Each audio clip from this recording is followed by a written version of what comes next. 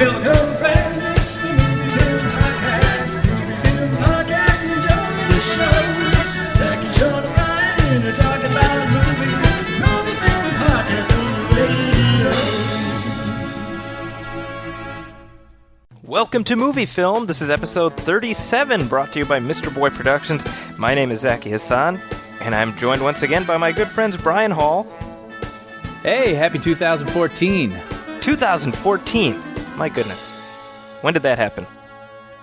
About 9 days ago. Oh, yes, I suppose you're right. And Sean Coyle is here as well. Well, it's simple, Alice. He's been licking his asshole for the last 3 hours. I shall submit to you that there's nothing there with more than an hour's attention. Whatever it is, he's trying to Shit, I screwed it up. And I should think whatever he is attempting to dislodge is either gone for good or there to stay.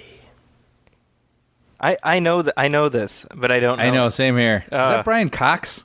It is Brian Cox. It's from Long Kiss Goodnight. Long Kiss Goodnight. It is Long Kiss Yeah. Yeah. And that's... he too stuttered. He too messed up halfway through his performance, too.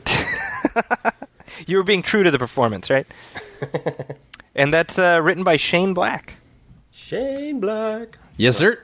That has a Shane Black-ish cadence. Why's he got to be black? Because that's his name, yo. I don't know. So, guys, Welcome back, Zachy. Welcome back. Welcome back, Zachy. Last time we were going to record, I was like, hey, guys, I'm not feeling so hot. I'm not really. And you're like, don't worry. We'll all pick it up next time. And then little do I know, you guys go ahead and record a show without me. You sons. Happy birthday. No, I'm just kidding. I was very happy to listen to you guys, and it was a great treat to listen to you and realize that, boy, you really desperately need me. I just it made me feel good. No. It was a great show. It was a lot of fun to listen to. So, and it was neat for me to listen to. This is like my show. I'm part of you guys, but I wasn't there for it. So it was a completely new experience for me. It was fun. It was a lot of fun. And if you ever do it again, I swear to God, I will find you. Well, now Brian has the longest tenure on the show. He's got the longest consecutive run, so we gotta. Do I really? I think, don't you? No, I think I have the longest. I think I have the longest. Never mind. That's right. Yeah. Brian's missed a couple shows. I think consecutive runs. I still have the record. I think it's an unbroken streak for now. It's this 8x10 headshot of Brian I have next to my computer the whole time. I think you're always here. Yeah. I keep one in my wallet. Oh, that's nice. Just a picture of Brian giving the thumbs up. Yeah, and I wrote on it, like, never give up, yeah. Brian. And you wrote XOXO, which was really awkward and uncomfortable. Well, I have a poster of Brian on my bedroom ceiling. How's that? Yeah, and it says, stay in school, Brian. Stay in drugs and don't do school. So, obviously, and you alluded to this last time, I've had a life change slightly since the last time we met. The last show that I recorded with you guys, we were trying to find the time and schedule and whatnot. And Sean, you weren't there for that, if I'm not mistaken, right? Correct, yeah. And my thing was like, I need to record as soon as possible because this kid, I don't know when he's gonna show up. And it was literally Brian and I recorded Thursday night, and my wife went into labor Friday morning. So crazy. And it was funny because I recorded my other podcast, Diffuse Congruence, the day before, and it was just like on Wednesday I did that podcast, Thursday I did this podcast, and I was like, my work is done. Yeah. Now he can arrive. It is finished. Yeah, we texted the next day, and you're just like, good timing. I know.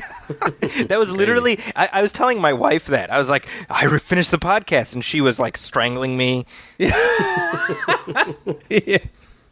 You know what's, I have to say this. They show it on the sitcoms and things all the time about like the angry wife during labor. Yeah. It's 100% true. Because my wife was glaring at me and she said, I hate you so much. She literally said that. She's so sweet. I gave her I was like holding her hand, and she was crushing it to the point where it was like something out of a Droopy cartoon where it was just throbbing. Oh my gosh. Yeah, I'm not. So now I can laugh about it, but it was quite, it was quite painful at the moment. Yeah. But like 2 or 3 days after the baby was born, I had a press screening of The Hobbit.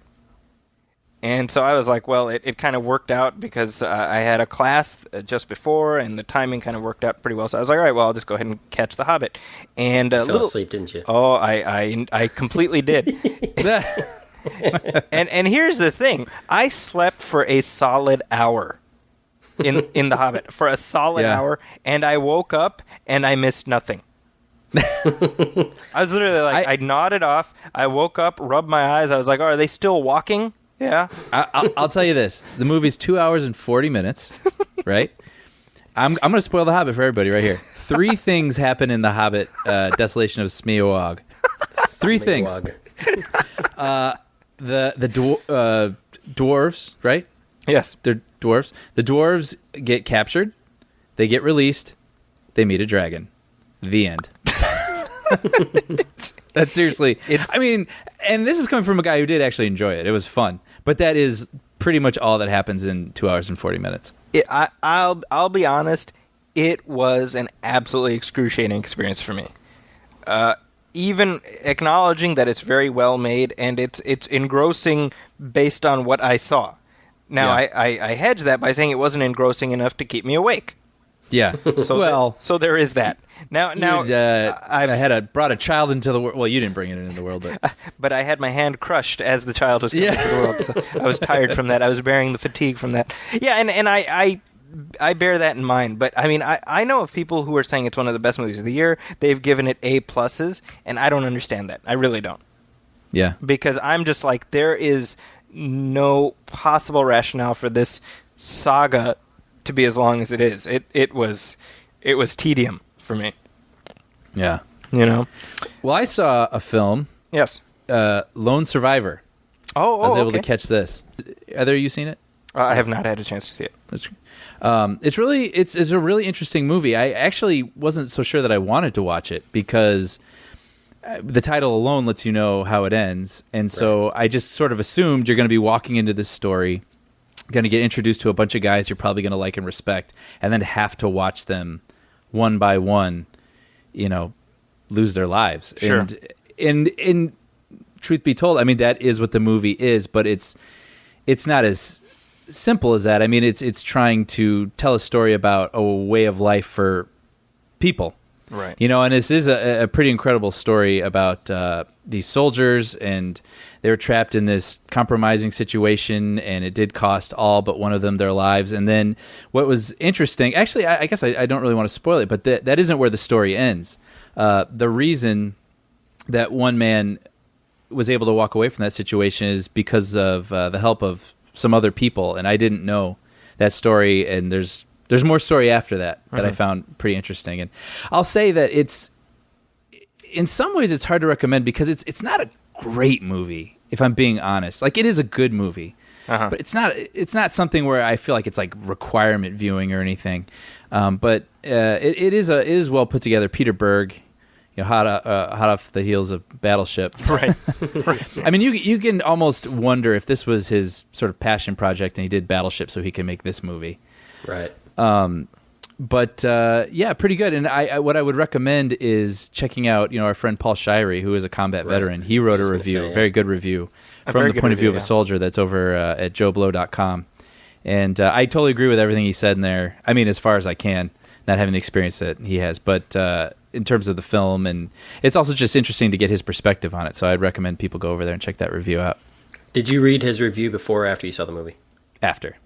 Now, so what interested me the most in his review was how he's talking about how, and hopefully this doesn't give too much away, how he's talking about the ending, or like the last 20 to 30 minutes of the movie, how they really truncated like sort of weeks worth of material into just like, almost like it felt like it was tacked on at the end, not knowing what the story was behind it. Did it feel like it was sort of like something that was just tagged down to the end of the movie? I did not think about it. Yeah. I'm going to try to be as cryptic as possible, but it didn't occur to me. Once he said that, you could sort of realize that they were probably taking a lot of material and shrinking it down. Right. Just for time requirements. But I was like I said, I mean, after this guy escapes that situation, there's still more story to go. And Right. all I'll say is the story is pretty interesting and involves a lot of other people who are not U.S. military. And I was hoping, because when you go and watch true stories, you have to wonder how much of it is actually true. Mm-hmm. And, you know, you watch a movie and you're like, oh, my favorite character was this guy who gave her the book that changed her life. And then you find out that that character never existed, you Right. know, which is the case with a lot of true stories. And I was happy to find out that the end of this movie, these characters did exist. This wasn't something that was just sort of spun into something to, you know, make nice. It's a pretty, the guy's got a hell of a story. And if you think that that's something that you can, you know, you're not always going to be in the mood to watch something like that, but if you are in the mood for something like that, I think it is well put together. Nice. Cool. Have you guys caught anything else that's out right now? I finally, you would have been proud, Zachy. New Year's Eve, I saw 3 movies. Nice. I went in the morning with Brian and I saw Anchorman 2, which was hilarious. I laughed really hard and I laughed a lot. Admittedly, the movie is stupid and it doesn't make a lick of sense. And it's probably about 20 to 30 minutes too long. Oh, maybe 20 minutes too long. But it's really, really funny. And so after that, I saw Secret Life of Walter Mitty in the afternoon with my wife, which I really, really enjoyed.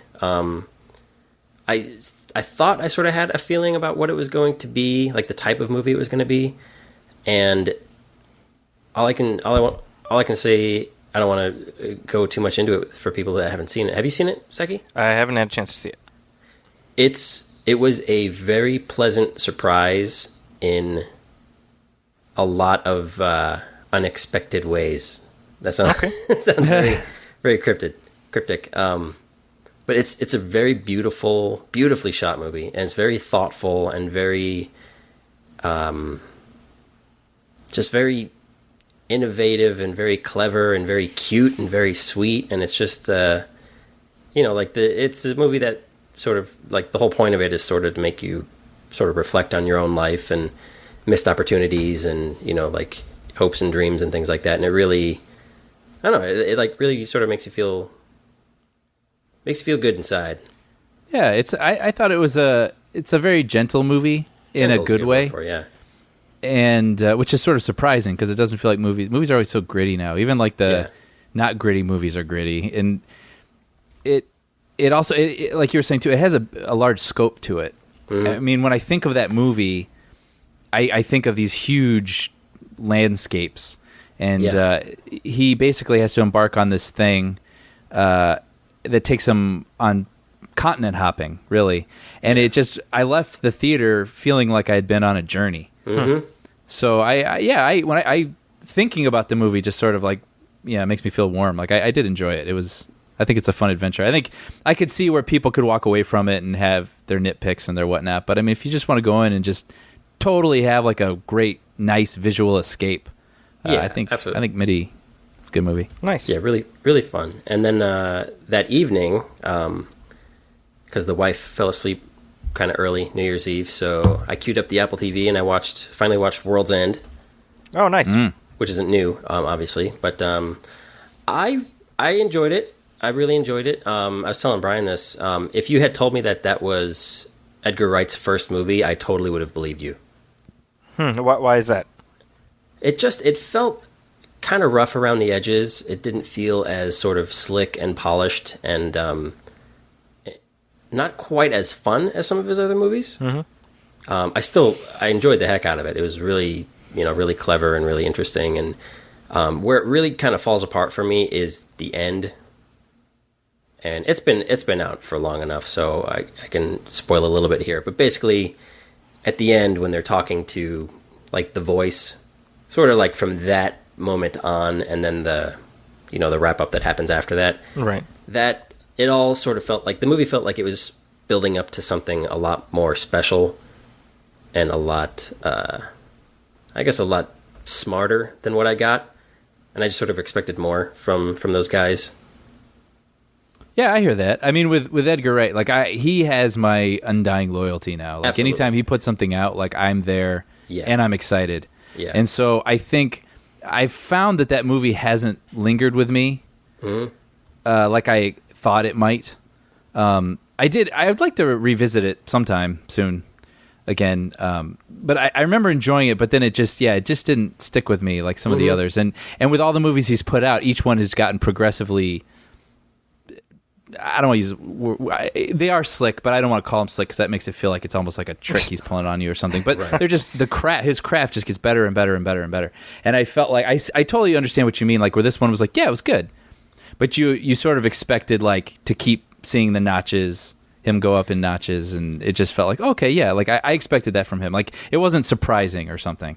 Yeah, and all his movies are basically about ordinary people sort of thrust into extraordinary situations. And there's always a lesson learned, and there's always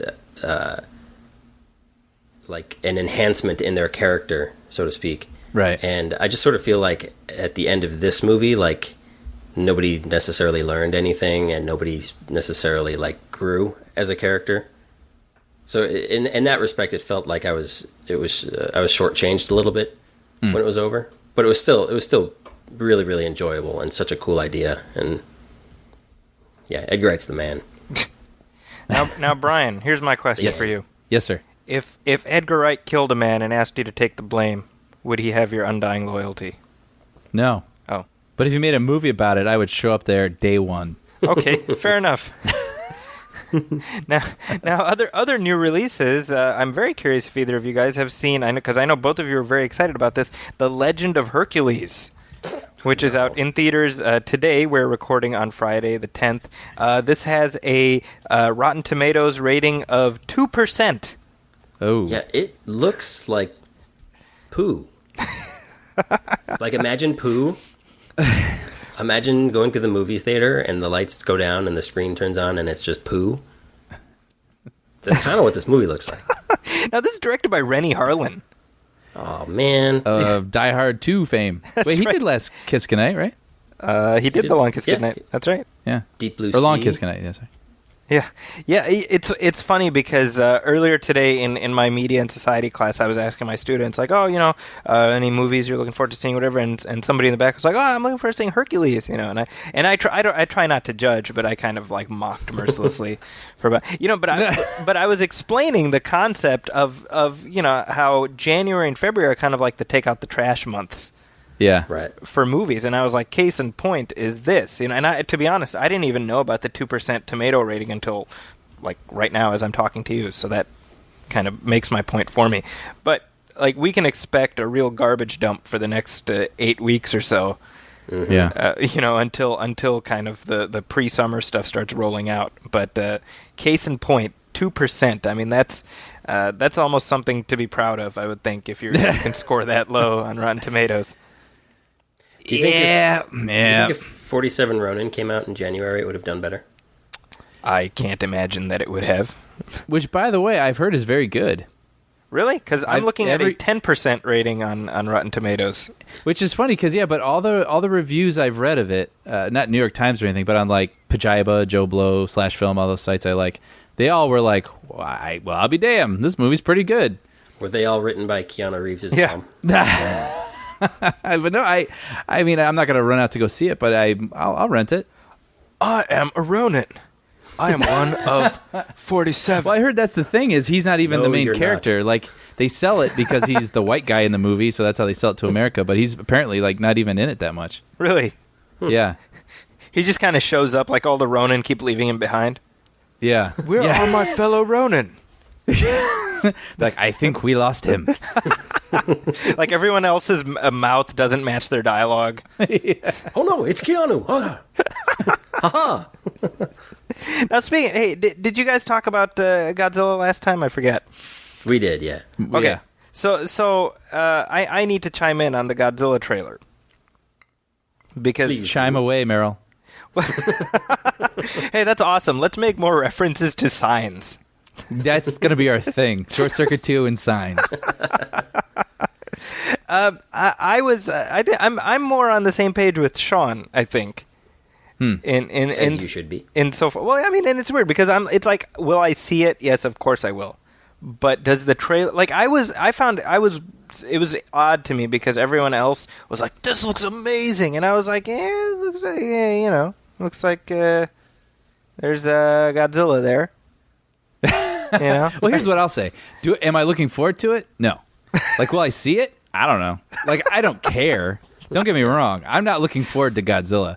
Because, and again, I probably shouldn't be showing so much bias on a show called MovieFilm, but like I am losing interest in CGI spectacles. Yep.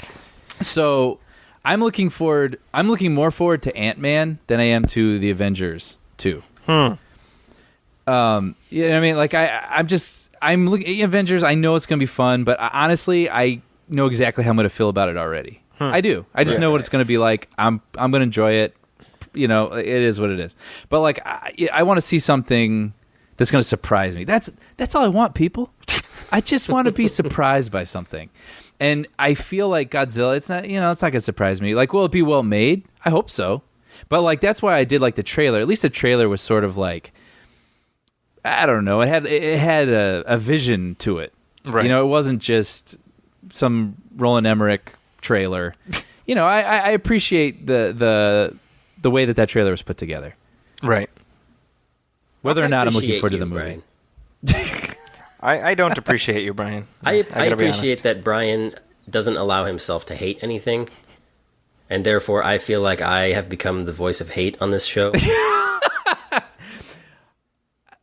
By the way, have you guys seen the post? I'll be honest, I don't know that I hate very many things, but I'm not interested in a lot of stuff. Yeah. Speaking of hate, have you seen the posters for the new RoboCop movie? Oh, I loved it. Shut up. No, I'm just kidding. Okay, if you're in I have LA not seen area, any of the posters. Yeah. They are awful. You should Google it if you can, because they're awful. There's a bus stop right outside of the building where I work, and it's this poster, and it's Michael Keaton, and it's like he's kind of like bluish, purpley, pink tinted. It's really stupid looking, and it's like this canted angle, and he's got sunglasses, and in really big text right across the middle of the poster, it says something like, "Our robots can save human lives," or something like that. And then there's like the title of the movie is like really tiny in the bottom corner. And I'm like, that's the stupidest movie. Like, that is the worst ad campaign I've ever seen. It's just a really dumb looking poster. You get the impression that they're trying to do kind of sort of what like District 9 did, where they had those like fake alien billboards or posters that you saw like on bus benches and billboards and stuff like that, where it was like the company within the movie sort of advertisement. Like, yeah, if you see an alien, call this number. Yeah, and it was really cool.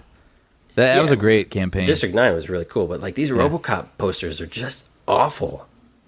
Awful. And like, no offense to Michael Keaton. I love Michael Keaton, but like a big picture of Michael Keaton in sunglasses is not going to get anybody to the movie theater.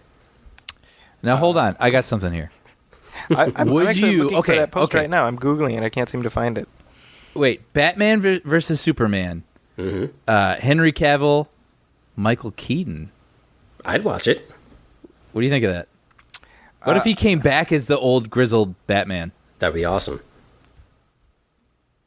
Jackie. The end.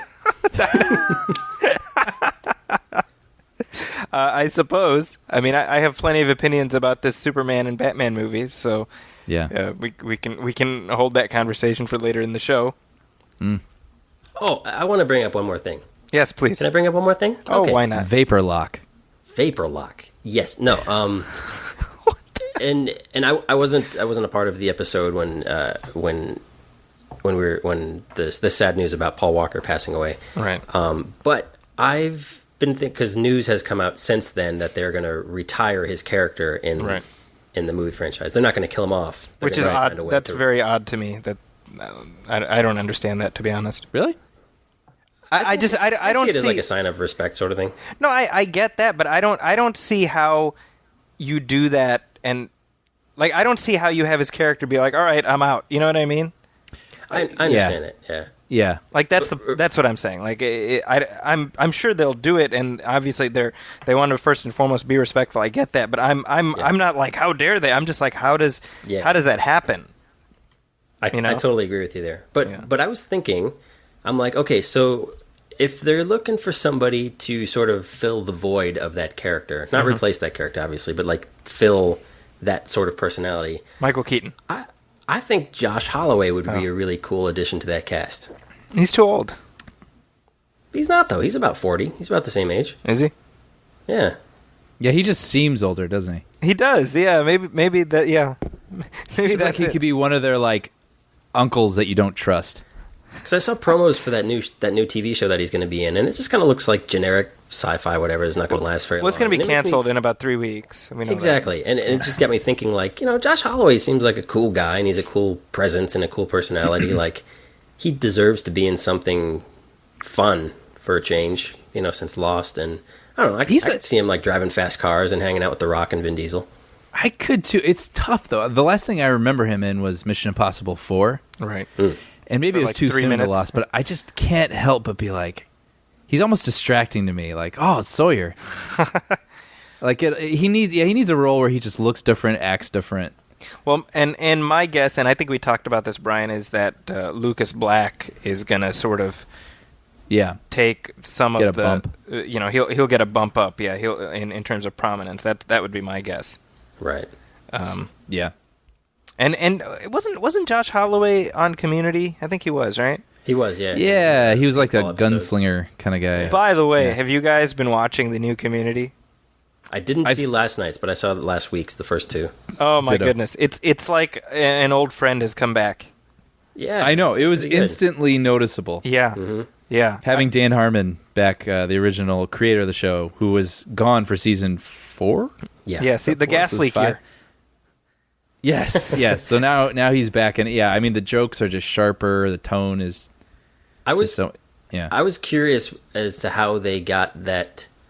They for people that don't know about the show, basically Chevy Chase went crazy and had a fight with Dan Harmon, the creator. Yeah. And for season 4, NBC decided, well, we're going to keep Chevy Chase and fire Dan Harmon. Yeah. And then they sort of went back on that, and Chevy Chase was let go, and Dan Harmon came back. Yeah. So season 4 was awkward because they had to find all these weird ways to sort of shoot around Chevy Chase. Yeah, to the near point where- the end of the season. That's right. Yeah, to the point where they would basically it was like that Radioactive Man movie in The Simpsons, where they would just Really? cut to Chevy Chase, and then they would cut from behind, and you could clearly tell it wasn't Chevy Chase; it was just Right. some other old white-haired man. Right. That's true. Bizarre. And so the season 5 premiere, the current premiere, they find an interesting way to sort of write him out of the show, and I was wondering, was that performance also sort of pieced together from other things, or Did they actually get did him? they get him back to do that? They actually did get him back. Yeah. So just to contextualize this, in the episode in question, and if you watch Community, this is going to make more sense. If you don't watch it, then you're not going to know what the hell we're talking about. But Jeff, who's played by Joel McHale, he has this moment where he can decide whether to do the right thing or the wrong thing, and then at that moment, Pierce, the character played by Chevy Chase, appears before him in the form of like a Jedi ghost. And it's actually a hologram, which is the part of a legal settlement or whatever. And so that was my thing. I was like, wow, that's that dialogue is very specific. Yeah. To this episode, so I don't think it's scavenged from previous footage. So Dan Harmon was actually asked about it, and yeah, it was a new footage. And it was literally Dan Harmon came up with the idea, and he called Chevy Chase, and he said, "Here's what I want to do," and Chevy Chase agreed to do it. Interesting. That was it. Yeah, and apparently part of Chevy Chase's departing the show was that he couldn't come on the lot anymore. Wow. So they filmed this off the lot so that it wouldn't violate any of that and whatever. Wow. Yeah, I didn't know that. And I thought it was very interesting because if you followed the history of this, Dan Harmon and Chevy Chase have had an extremely contentious relationship. Yeah, Right. like explosive. Exactly. And yet, what Dan Harmon said in this interview is I knew Chevy would do it because he always appreciates something that'll make people laugh. And he's like, I called him and he said, yeah, I'll do it, absolutely. And that was it. Yes, so let us ponder this. It's just a shame. It's like Chevy Chase has become the Bruce Willis of comedy actors. Yeah. Well, apparently he's been that way for a long time. Or Bruce Willis has become the Chevy Chase of comedy, of action movie actors. Yeah, if anybody out there has ever has the DVD of European Vacation, there's a version of the DVD that has commentary by Chevy Chase, and Randy Quaid pops up on there, and it's basically, most of the commentary is Chevy Chase like drooling over Beverly D'Angelo and talking about how he like always wanted to hit that and never got a chance to hit that, and Jeez. it's kind of gross. Well, he's going to be doing a new comedy series with Beverly D'Angelo. Really? Well, he'll get that chance. Yeah, exactly. Yet again. Yeah. Well, because he has ragged on Community every chance he could get. He's like, this is beneath me, and blah, blah, blah, blah, blah, and the whole thing. And the premise of this show is him and Beverly D'Angelo are these retired grandparents who are sick of seeing their grandkids, but now they have to raise their grandkids. Is it going to be on TV Land? It's one of those type of shows, right. It's actually, I think it's like ABC Family or something like that. And you know what? I just want to go on the record, because in case he's listening, he's probably the type of person who might try to sue us. But sincerely, like, I love Chevy Chase, and I love his movies. And, like, Christmas Vacation is not just my favorite Christmas movie, but it's one of my all-time favorite movies. And, like, his movies, especially, like, all the 80s and 90s stuff, is so great. Yeah. And that character of Clark Griswold is so fantastic. And Funny Farm and Spies Like Us, like, I'm a fan of so many of his movies. And it's just a shame that you hear these stories about, people that you've sort of grown up really admiring and respecting, and you sort of, now we're in that day and age where we can find out the ugly truth about anybody. So yeah, just a shame. But regardless, from headlines of one kind to headlines of another, let's talk about the latest Hollywood headlines. This is where we insert our brand new jingle to be inserted once it's created. Yes, TBD, the new jingle for that. Yeah. So big news. It turns out that Shia LaBeouf is kind of like the biggest douchebag on earth. I'm Explain. happy about that, by the way. You are happy about that? Is that what you said? I feel like I've won for some reason. I feel like I won something. Now Brian, give us the context on the douchiousness douchiousness. I don't know if that's a word, but it should be the douchiness. That is Shia LaBeouf. He got in a fight at a bar about a block from my house once. So, and that's where it all started. That's so it's in my neighborhood, man. But no, where this all sort of began, the story that we're sort of talking about is about a couple of weeks ago. A short film that he wrote and directed went up online. And it's like Jim Gaffigan's in it. I can't remember who else, but there's like people in it. And he wrote this little short film. It's about a film critic and what a miserable life he has, or something like that. And within the same morning that thing goes up on all these websites, people are like, wait a minute, this is the exact same story as a comic by a comic artist. Is it Daniel Close? Dan Close, yeah. Yeah, Close. And so people are like, this is actually the exact same thing. I mean, did Shia know what he was doing? Is this maybe some crazy coincidence? And even Daniel Close came out and said, like, yeah, this is really bizarre. I don't know Shia. He never asked permission, but this is my story. And so Shia issued an apology, and people are like, I don't remember exactly what it said, but then people were like, oh, okay, he apologized. Wait a minute, that apology looks familiar. Turns out not only did he plagiarize a movie, but then he plagiarized his apology for plagiarizing the movie. He took something that came from like Yahoo Answers. Yeah. God knows how he found this. Yeah. And took some sort of apology that had already been written for something years ago on Yahoo Answers and used that as his apology. And so then people keep calling him out now, like, what is he doing? Is this some sort of like weird artistic expression that he's doing now? And then maybe a week ago from today, which is what, January 10th, he hired a skywriting plane to write something in the sky. And I don't remember what it said the first time, but let me bring you to today, January 10th. Brian, walking around on his lunch break. I work in Burbank, and pretty close to Warner Brothers, and I see a plane writing a message in the sky, and to myself I chuckle, I wonder if Shia is up to his old hijinks again. Turns out he was. So I took a picture of it, and he wrote, "Stop creating," in the sky. So he's, you know what? I'm gonna go on the side. He's genius. You guys hate. I'm Team Shia. This guy's a genius. You know what's funny about this is that I've always had the sense that this guy thinks more of himself than he really should. And I remember a couple of years ago when he started, he was talking about his role in Indiana Jones. Right. And how he's like, we didn't make the movie that we should have made, and blah blah blah, and Steven Spielberg agrees with me, and blah blah blah, and it was one of those things where he said it, and at the time people were like, well, it's good of him to own up to it, but it turns out later that he basically pissed off everybody who made that. I mean, seriously, Steven Spielberg has disowned this guy. Yeah. Well, here's what I think. This is my nickel philosophy, whatever you want to call that expression. Here's my 2 cents. Let's go with that one. Thank you. He started off as a Disney kid, right? He was on some show called Even Stevens. And then he wants to break into movies. He wants to be an actor. But I think the thing is he's got this sort of kiddie actor past, and he then makes these big movies. But, Transformers, I mean, their first one is what it is. Increasingly, people seem to dislike those movies. Nobody liked Indiana Jones 4. So now I feel like he's really trying to be like, no, I want to be taken seriously at the job that I care so much about. And so now I feel like he's overcompensating. And again, I bring up that bar fight from my house. From what I hear, people were heckling him.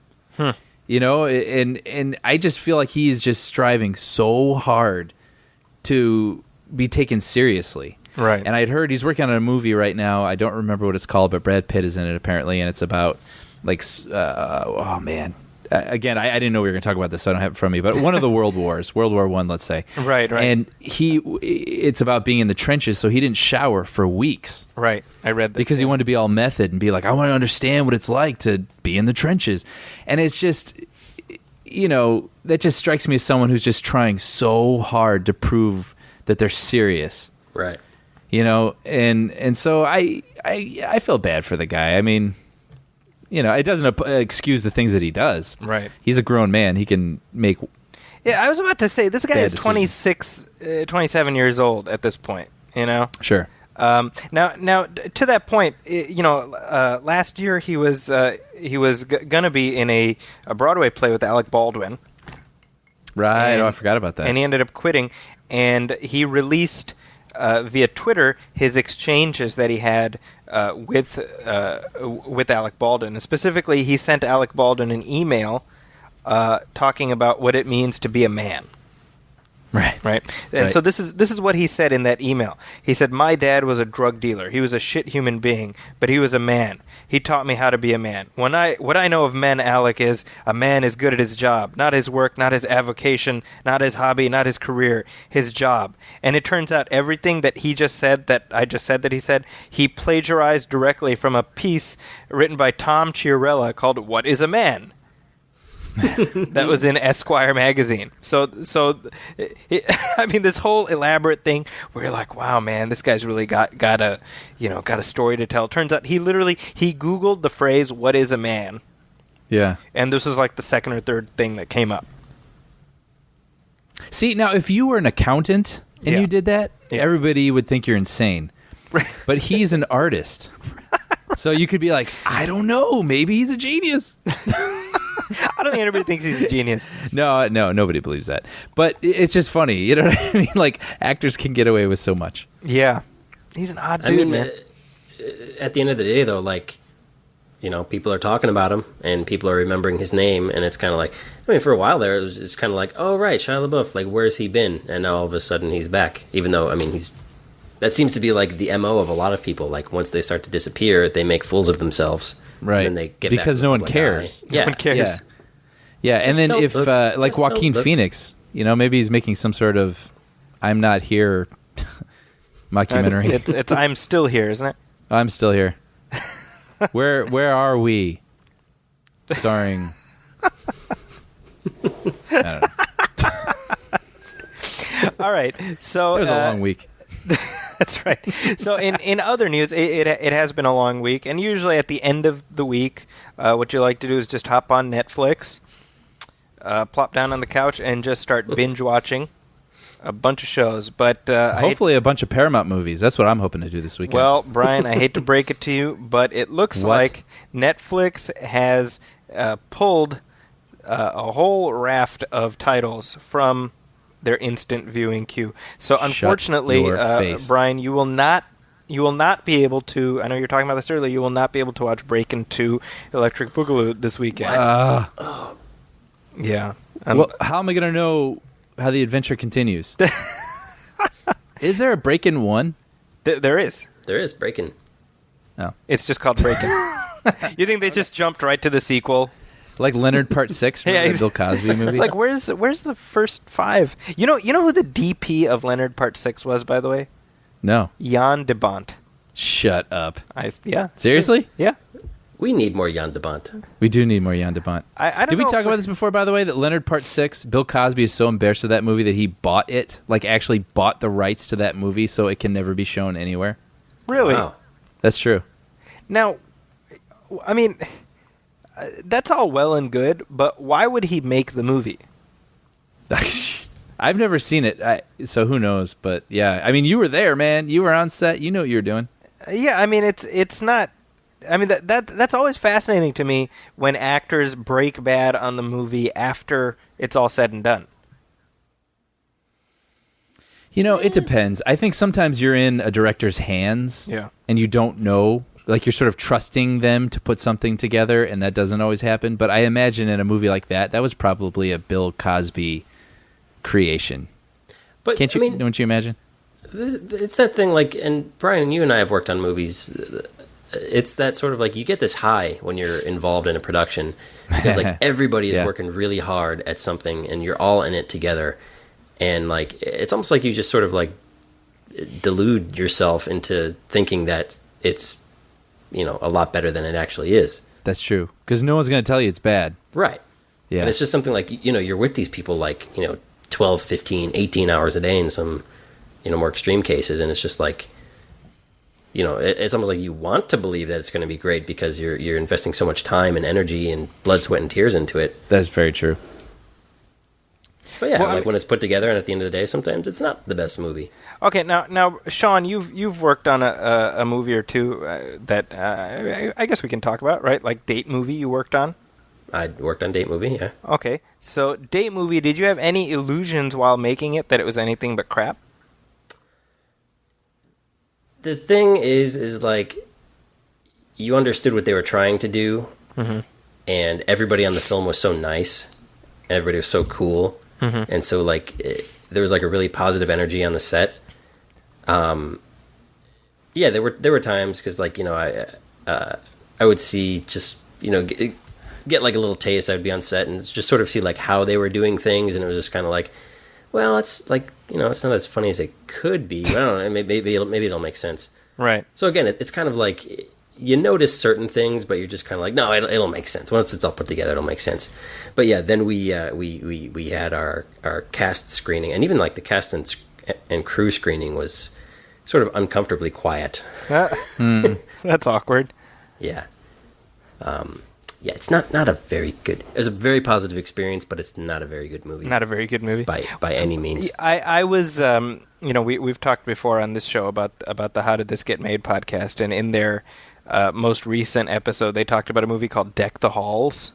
I just listened. Did you? Yeah, and okay, so Brian, you know, that's you know, it's this Christmas movie from like 06 or 07, and it stars Matthew Broderick and Danny DeVito, and one of the people who was on set talks about how Matthew Broderick, while they were making the movie, he would literally say, "This is it. This is the bottom."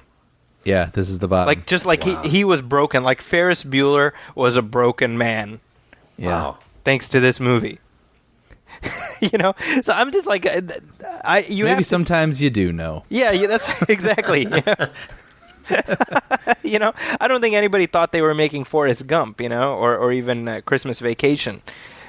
They were just like. But you know what I'll say about Deck the Halls? Yeah. I worked for the company for a time that made that movie, and my dad got a coat from that movie. So Was that New not Regency? all that bad. Was that a New Regency movie? Yeah. It was. I feel like that movie they came up with the title first, and then they came up with the story later.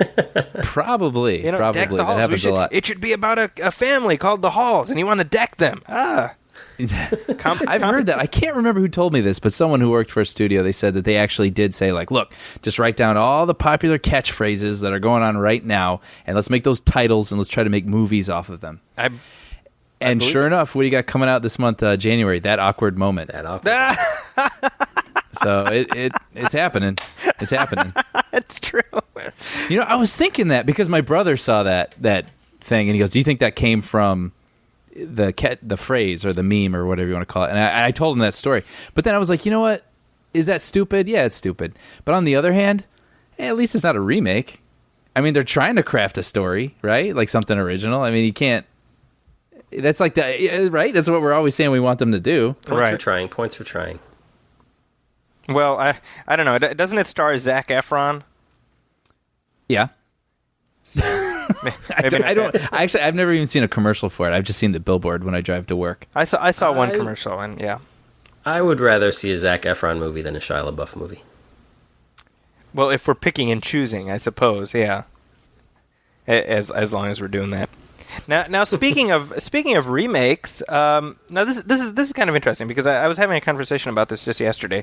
They have a remake of Point Break coming out. Yep. Point Break, the original, was from 1990, I believe. It stars Patrick Swayze, directed by Catherine Bigelow, also Keanu Reeves, of course. Keanu Reeves' first action movie, I believe, right? Probably, huh? I love that movie. It's like 91 or something? 90, 91. Like, I feel like, because before that, he was, Ted Theodore Logan. Yeah. And then suddenly... He was in Parenthood as well. Parenthood, yeah. Yeah, so he was kind of, like, the first time you saw him in an action role was in Point Break. So like I said, it was directed by Catherine Bigelow, and it's a fairly revered cult movie today. Would you say? I mean, that's like a fair description of it, right? Yeah. It's kind of like the same lines of Top Gun in a lot of ways. Yeah. Like, I don't think anyone thinks it's actually a great movie, but people really love it. I love it. Yeah, it's great. I love it. It's like fun. It's dumb fun. Good dumb fun. Yeah. So they have a remake of Point Break coming out. Now, they're probably going to shake things up, right? Like, does it take place with like racing cars instead, like an undercover? It's like street racing, extreme sports. Right? It's about illegal street racing. Right. I mean, really, this is the upcoming remake of Point Break is actually the second remake of Point Break, because Fast and Furious is Point Break. Yeah, with cars. Right. They got the charismatic criminal guy and the wooden lead cop guy. Yeah. So if you're a fan of Fast and Furious, if you're a younger listener to this, Point Break is basically Fast and Furious with surfing. I've actually had to say that when I describe it. I'm like, all right, so fast. Like I have to describe it like retroactively. Yeah. Because to these kids, Fast and Furious is the original idea. Right. Yeah. It is the most original idea. It's not, in fact, this total ripoff. But anyway, so they're remaking Point Break. Instead of surfing now, it's going to be about extreme sports. Right. Yes. And the original film starred Patrick Swayze as Bodie, the charismatic criminal surfer guy. Leader of the gang, yeah. The leader bank of the robbers. gang. This new film will star Gerard Butler as Zen, the charismatic extreme sports guy. His name is Zen, right? He's into extreme sports. Yeah. This sounds like a movie from 1998. He loves to shred. Now, the thing about this is that the term Point Break is a surfing term. Yeah. So he's probably going to have a surfboard on his truck. On the top of his truck or something. I do that sometimes. But for right now, I'm going to shred. Now, this is the thing. The question I asked is, because a lot of people are upset about this, that they're remaking Point Break. Now, just to be clear, I'm not popping confetti over the fact that they're remaking Point Break, but I'm kind of like, okay, I guess. Sure. Yeah. And that's my question. Is it so sacred that you can't touch it? I guess like what you're saying, it's like it's a surfing term. This for me falls under the category of like, yeah, make Point Break with extreme sports, but like don't call it Point Break.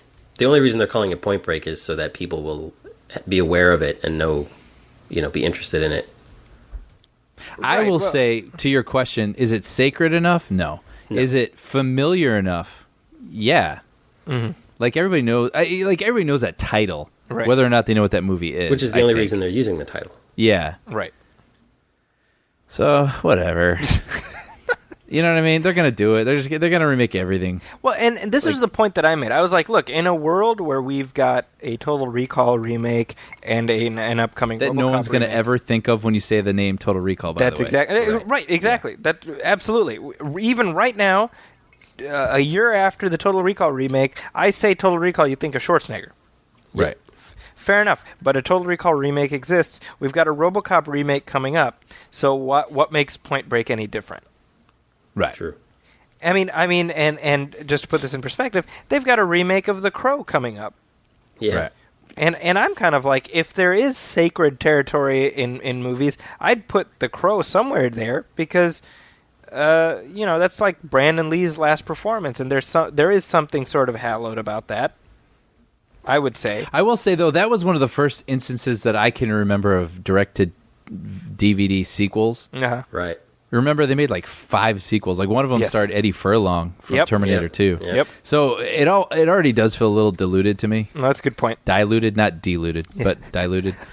And there was a TV series also, by the way. Shut up. There was a syndicated TV series that lasted for 1 season. Really? And it starred Mark Dacascos as the Brandon Lee character. I don't remember that at all. Yeah, it was called The Crow Stairway to Heaven. Oh, yeah.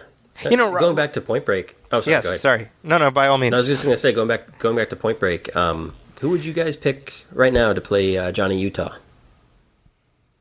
Well, Keanu Reeves isn't doing much, so might as well just get him back. You just assume that they're going to pick sort of a youngish person, I would assume. I can see them casting like a black guy, A friend of mine on Facebook said Joseph Gordon-Levitt. And he would not touch this movie with a 10-meter cattle prod. No. This is not going to be like a big. This is like a early March movie. It's a Gerard Butler movie, Brian. Yeah, that's all you need to know. What about that Michael B. Jordan guy? Well, when I said a young black guy, that's what I was thinking of. Yeah. I think he's got more promising things ahead of him. He does. He's a really talented actor, but I could picture it. Yeah, Yeah. Somebody like him, I could see.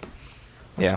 I could see him yelling at Gerard Butler and listening to Gerard Butler's Brian, what would Gerard accent. Butler say?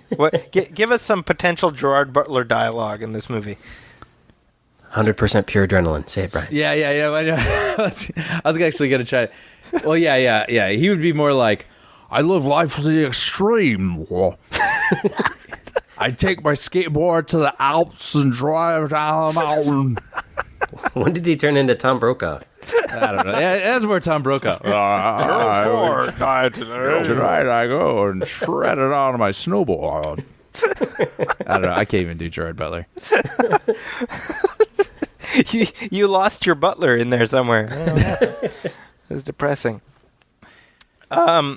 So would you be interested, or are you just kind of like, eh? No. Not at all. Oh, not even remotely interested. None. Now, Point Break remake? Yeah. There's nothing they can do to make me interested in that. Really? They would have, and that's not out of hatred. It's not out of hatred. There's no reason, and I know it won't be good. They would have to assemble the coolest cast you can imagine, and that's just not going to happen. Yeah. See, I tend to always be like, well, there's always that potential for another, a Karate Kid, which ended up being that remake that was pretty good. Yeah. That's like 1 in 100. It really is. Like when you stop and think about it, to me, it's like I think of The Manchurian Candidate and Karate Kid as remakes that worked. Yeah. That sit comfortably alongside the originals. Yeah. Moving on, not so much a remake, but we have a sequel. Wait, I'm sorry, Zachy, you? Would I watch it? Yeah. I'd go see the press show just because. Exactly. That's kind of where I'm at with it. Yeah. If I was in some sort of Clockwork Orange type scenario where I was in a chair, and like my eyes were pried open, and someone was dropping moisture into my eyes to make sure that I was okay. If you were part of I would like pay attention. If you were part of a roving rape gang that was captured by the authorities and forced to watch the Point Break remake, fine, I suppose. There you go. So that's a lot of dominoes that need to fall into place for that to happen. Yeah. Moving on to, again, not so much a remake, but another sequel / I guess it's kind of a reboot. We have Jurassic World, which we've been following for a little while, and a little bit of news broke today, which I got to be honest, made me a little bit sad. And it was that Sam Neill, who starred in the first and third Jurassic Park movies as Dr. Alan Grant, will not be appearing in the next film. He will not be reprising his role. Yeah, I know. And now the logical part of me is like, well, Sam Neill is almost 70 years old. Oh my God! What? Wow. So is Sam Jackson, by the way. Really? Yeah. I didn't know that. He's like 65 or something. Wow. Yeah, I mean, Sam Neill is 66 years old. 66 years young. Right. To all you 66-year-olds out there. Sam Neill, you'll never get him out of Montana. He's a digger like me. He's a digger. But what's funny about this is and by the way, we had talked about this a few weeks ago that they were talking to Josh Brolin to play the lead. Josh Brolin will not be playing the lead. Oh. But it's looking like it's going to be Chris Pratt. Okay. It's cool. Which I'm okay with because he seems like a cool guy and I think he'd be good for it. And by the way, Chris Pratt is like our age. Because he's 34 years old. Yeah. So if you're Chris Pratt, this is like the greatest dream of your life. Oh, for sure, yeah. Where you watched Jurassic Park at exactly the right age, and now you are the star of Jurassic Park. Yeah, it's pretty cool. You know what I mean? Because he's literally like, we could have been in high school with Chris Pratt. Right. Which is pretty awesome. But I posted on Facebook earlier today, like, oh yeah, Sam Neill's not going to be in it and whatnot, and I was talking to somebody, and my friend Jeff Connell was like, oh, it's you got to reboot it. I mean, he's just too old. You got to appeal to a younger audience. And I was like, the ironic thing about this is that my kids will be the most disappointed people on earth that Alan Grant is not in the next Jurassic Park. And he says, well, your kids were basically born in 1980 in terms of pop culture. Yeah. I am dying to know what's going to happen when your kids like go to like school and like learn that there's like these cartoons that everyone else is watching they've never heard of. My 2-year-old earlier today, like mere hours ago, was playing with blocks. He's 2.5. He was playing with blocks, and he put them together into a little sword, and he held it up and said, "I have the power." My 2.5-year-old. So yeah, they're completely ruined by my sense of pop culture. You're like, Papa, there's a third dimension? Why didn't you tell me? Well, I mean, this is the thing. I mean, to Brian's point, this is the reason that I would actually like to homeschool my kids. Not because of quality of education, and I just don't want to deal with the awkward conversations when it's like, "Hey, did you see Yu-Gi-Oh yesterday?" Dude, even that's a dated reference now. Is it really? Yeah. I know. I was gonna say I actually was gonna try to reference the show, but I wouldn't even know where to begin. Well, Sean, you would know. Like, what's like modern kids stuff? Well, all my modern kid stuff is like preschool age now. Oh, it's like, hey, you seen Doc McStuffins? Yeah, yo, Doc McStuffins is the bomb, yo. God, I hate the Disney Channel. I hate it so much. You know what's funny is that on my satellite dish I have like all the like Nickelodeon and Cartoon Network, and all of those are like you have to enter a code to watch them. And I was telling my wife, Nickelodeon blocked from your kids, but not the movie channels. Which I was like, I should probably block those too. But I was like literally, I went right to like Nickelodeon and all that. Because have you seen that stuff? It's friggin' abysmal. Yeah. I haven't. It really is. Like I honestly, as a parent, I'm like, I really don't want them watching kids shows unsupervised.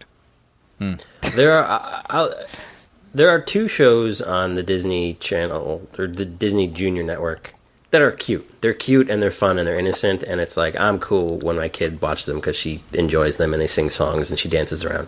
Mm-hmm. But yeah, most of it is like brainwashing propaganda. Yeah, before you know it, your kids have turned into little Shia LaBeoufs. There you go. You know, Dad, I wrote you a message in the sky. Kill creativity or whatever he says. Right? Yeah. Everything. It's like, no, you're grounded. What? How'd you hire a skywriter? How did you pay for that? Well, why don't we now? This is something we previewed. We were planning on doing like 2 episodes ago, and better late than never. Let's talk about some of our favorite picks for the year that just ended, 2013. Boom. What? So now, as promised, Brian and I will talk about our favorite picks of 2013. Sean will talk about his favorite picks from 2010. You're a jackass. I feel like, by the way, 12. your New Year's Day was like the karmic balance for me. All the times I've ribbed you because I have not been able to go see a movie for a while now, and I'm starting to feel the itch a little bit. And I saw everything. Yeah, you've seen enough for many of us. Yeah, I saw 12 movies last year, which for me, I justify it by saying like, yeah, 1 movie a month. And I don't know, that sounds pretty good. Yeah, there you go. Why don't I start us off, and then we'll see if our lists intersect. So I'll just go through my list. Let's do it. And then if my choices ended up on your list, we can sort of talk about them. If I didn't mention one of your picks, you can bring that in. Sounds good. We can do that. So for 10 and 9, I picked This Is the End and The World's End. And this list can be found on Zackie'sCorner.com, by the way. Yes. Thank you, Sean. Yeah, no problem. Yeah. And I put both of them together. For you. I know, this is great. Unpaid plugs. I picked both of these movies because they're both about the end of the world, but they look at them through a comedic lens. Now, did either of you guys get a chance to see This Is the End? No. Really? See that I'm very curious to get both of you guys' take on it. Yeah, I don't know how I missed that one, to be honest. Yeah. I like all those guys, Jonah Hill and Seth Rogen and all that. So you had a great interview with them. Yeah. Middle of last year. That was absolutely one of the highlights of the year for me, just getting a chance to do that. And, And what made that an extra highlight for me was that I got to take my wife with me to that interview. Yeah.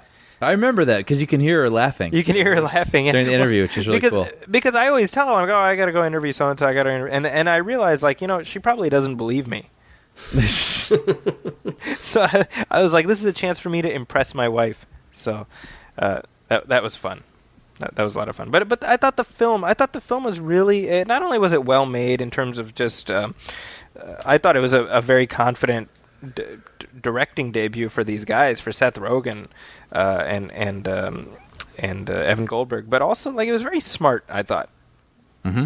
And definitely it's controversial subject matter, but I thought it does. I mean, you have a giant demon with a huge wang. It's just so bizarre, and you have Jonah Hill getting raped by the devil. Which you don't tend to see in most movies. So I appreciated that. Next up, I had number 8. I had Fast and Furious 6. Fast and Furious 6. Yeah, which Brian, you've seen it. Yes. Sean, you have not. Correct. Okay. So no, we talked about this a little bit. I rewatched it just recently, and it's so good at being what it is. Yeah. Oh yeah. Yeah, no, it's just recently come out on Blu-ray. Yeah. Last December. I'm looking forward to seeing it again. So it has Sean, did you see it? No, I didn't. I really liked the previous one, Part 5. For the exact reason what Zachy just said, it's so good at being what it is. Right. Yeah. Yeah, it's interesting because the Blu-ray of Fast and Furious 6 has a little teaser for the seventh one, which obviously was already filming at the time that Paul Walker died, and this is like, I guess, kind of a spoiler, but they're at the funeral for Han, the character played by Sung Kang, who we see him die in the post-credit sequence of Fast 6, and Tyrese is like, I don't want to go to any more funerals or anything like that, and it's this weird, like, tragic, like, given real life context, it's this. You wonder, like, well, how this goes back to what we were talking about earlier, but, like, how are they going to deal with this? Right. Yeah. It's very strange. Well, here, let me hop in here, because now that you're at 8, I'm at 8. I'll just do my 8, then you do your 7, I'll do my 7, and let's toggle a little bit here. All right. And Sean, please jump in with yours too, because I know with your blast from the past picks. No, I'm just saying. Steel Magnolias. No. All right, well, my number 8 was Anchorman 2. Wow, okay. And I should say, I wrote a blog post, Saki. I don't believe you. Get out. Why? No, but when I pick my top movies of the year, I'm not saying that these are necessarily the best crafted movies. These aren't all movies that are going to win Oscars, but these are the best movie-going experiences I had this year. This is the most fun I had. These are the movies that rattled around in my brain long after I left the movies.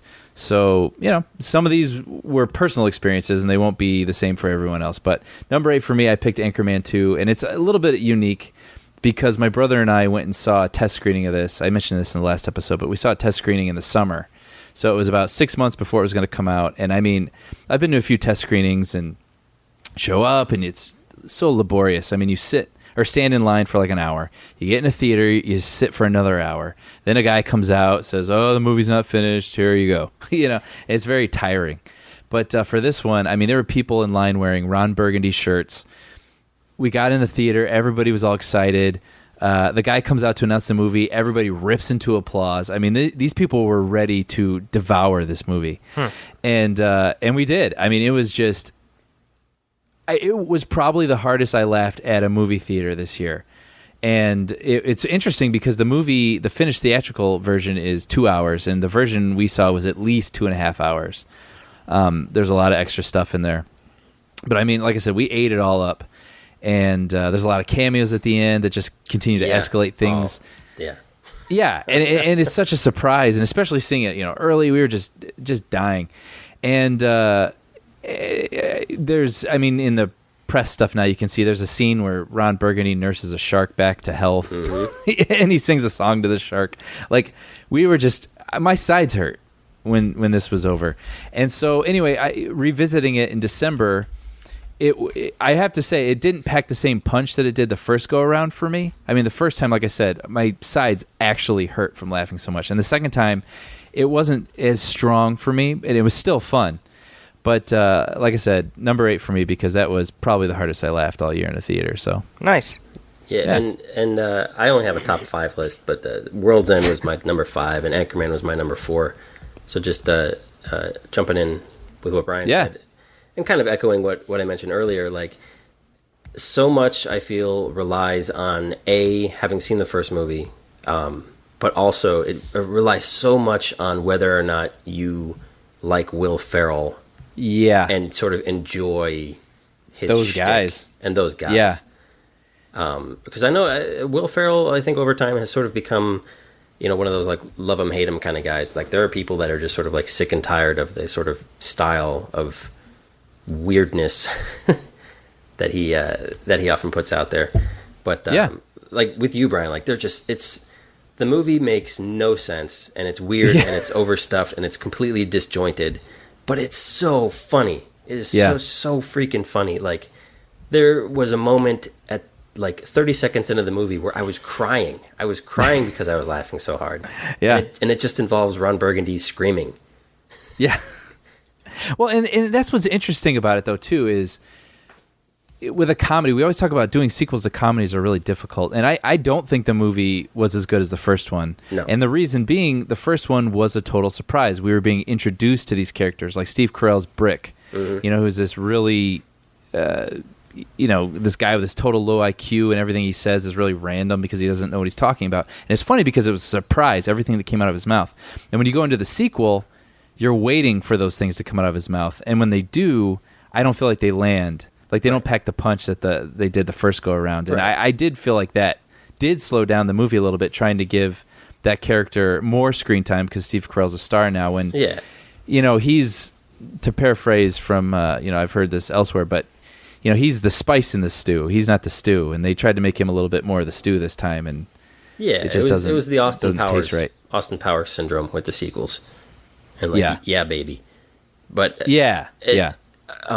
just one more thing about how, like, this movie doesn't surprise you, but it's still full of moments that pay off.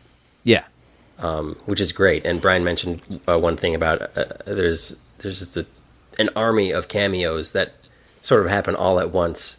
Yeah. And, like, each one is sort of more unbelievable than the last one. And it's just, there's just so many weird tangents that this movie takes, yet a lot of them sort of like come full circle and get explained and pay off in ways that sort of like, elevate the story and like make you, feel for these characters probably more than you should.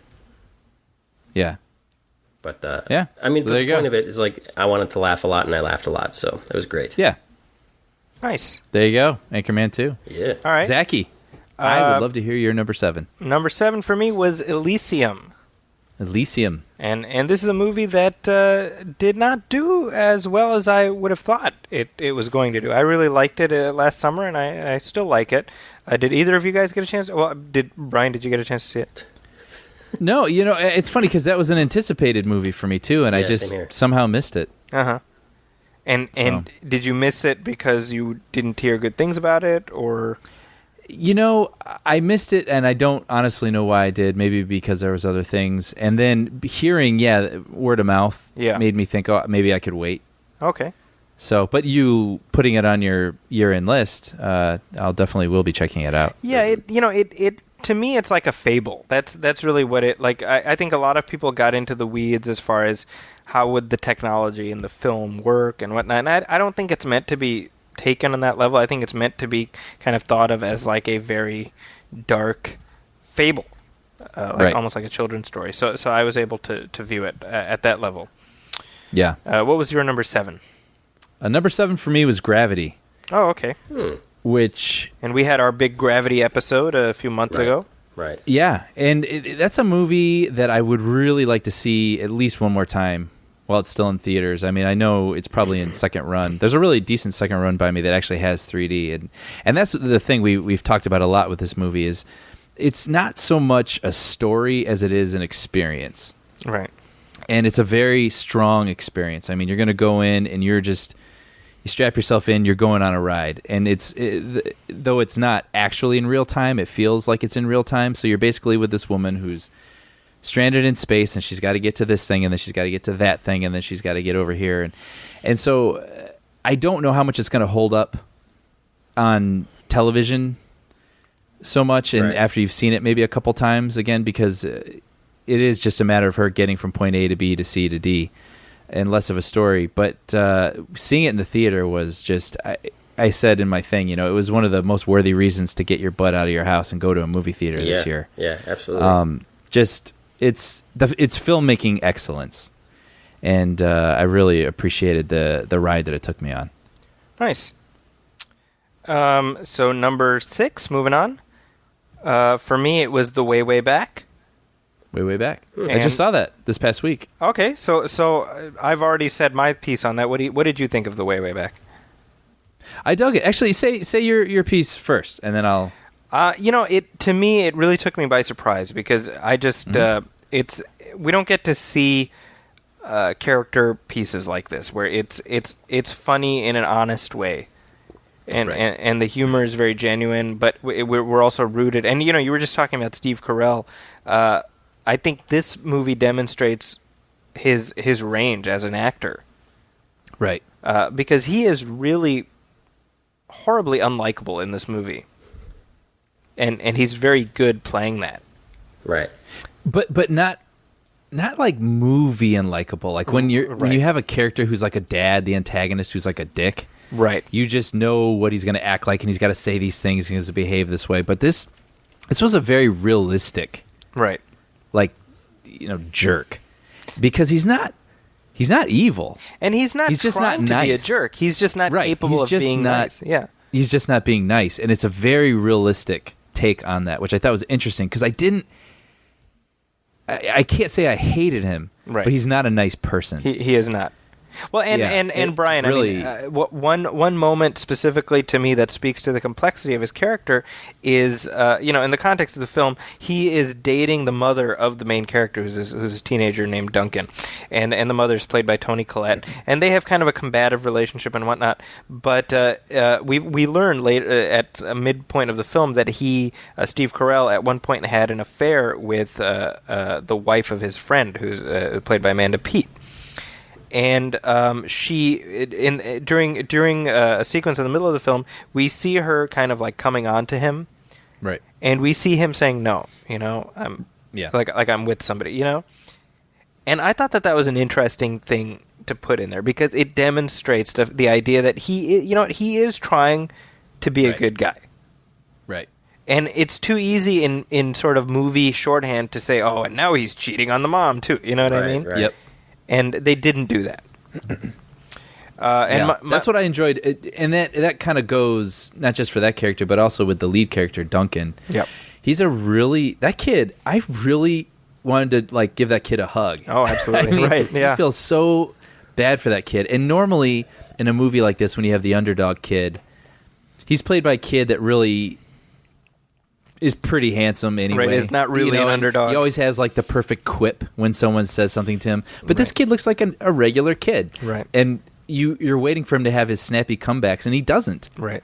And you're almost frustrated by it, but like that's life. Yeah. That's what this kid's life is, and that's what life is like. And so I appreciated the sort of naturalistic vibe that this movie threw off. But all that said, I mean, we're talking about this jerk dad and this kid getting picked on and stuff. But it is a nice movie. It's a coming of age movie and about a kid who's insecure but finding his identity. And I mean, it's a very nice movie. We've got to talk about Sam Rockwell in this movie. Oh yeah. He plays sort of the mentor figure. Yeah, I mean, I said this to Jim Rash and Nat Faxon, who wrote and directed this. When I interviewed them last summer, I was like, the movie ended, and I was like, I want Sam Rockwell to be my best friend. Yeah. You just don't see relationships like that in movies very often. I mean, Right. he's this older guy who takes a shining to this kid, and it's not like he's. In some movies, it'd be like sort of like, oh, what's this guy's intentions? Is he a Right. creep, or it's like, is he like some party animal who's teaching this kid how to get laid? And like, it's like one extreme or the other. And Right. This movie isn't like that. Like, this movie is nicely down the middle, and he is a sweet guy, and he really is looking out for this kid for reasons we don't know. But if you really want to like study it and look behind his eyes, like you could probably figure it out. Right. So, yeah. Just a nice little movie that not that many people watched. yeah. Yeah. What was your number 6? Number 6 for me was The Wolf of Wall Street. Okay. Another nice, gentle movie. Yeah. A little character drama about somebody who has the chance to be with somebody else and chooses not to, right? Yeah. Just with a lot more coke snorting. And rampant nudity. Yeah. No, I really liked Wolf of Wall Street. It's funny that when I say I like Wolf of Wall Street now, I have to almost feel like I have to defend it because now there's every day there's a new article about why this movie is awful. But I'll start by saying I love sprawling epics. Mm-hmm. And I love Casino. I love Goodfellas. I like the movie Blow. Like, I love these like sort of rise and fall movies. Mm-hmm. Where you follow a guy and he's this young upstart, and then he is at the top, and then he goes all the way to the bottom, and then in like 2.5 hours or 3 hours, you're like, holy crap! I feel like that felt like a total journey. Like I spent a lifetime with this guy. I love movies like that, and this movie is just like that. It's a Martin Scorsese movie, and it covers a lot of ground. And I think what's controversial about the movie is this is a true story, and it's based on a guy who did illegal things, illegal business practices to earn a lot of money, act like a total dickhead, and then in the end, he's not in the same spot he was, but he's certainly not hurting. To this day, he's still alive. He lives like 30 miles from my house, and he's living very well. And so it's sort of like, does this movie then condone what he's doing? I think that's the controversy that's coming up. And I would say that it doesn't. I think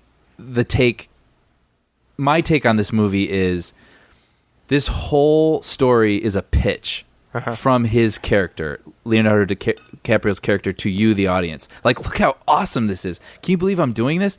And you're sort of like, yeah. But then every now and then you see what's really happening. And you see the people.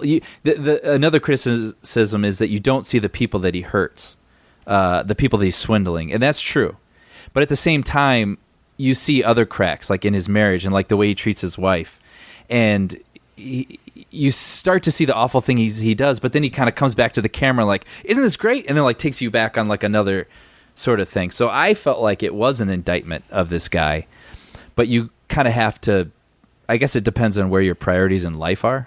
Like if you're the sort of person that listens to like a certain rap song about like, being awful to women and how money is everything in life, then yeah, you might misinterpret this movie. But if you actually have, your priorities straight, like I think you'll see that this isn't something to be celebrated. So yeah, it's not for everybody. And it doesn't hold back at all.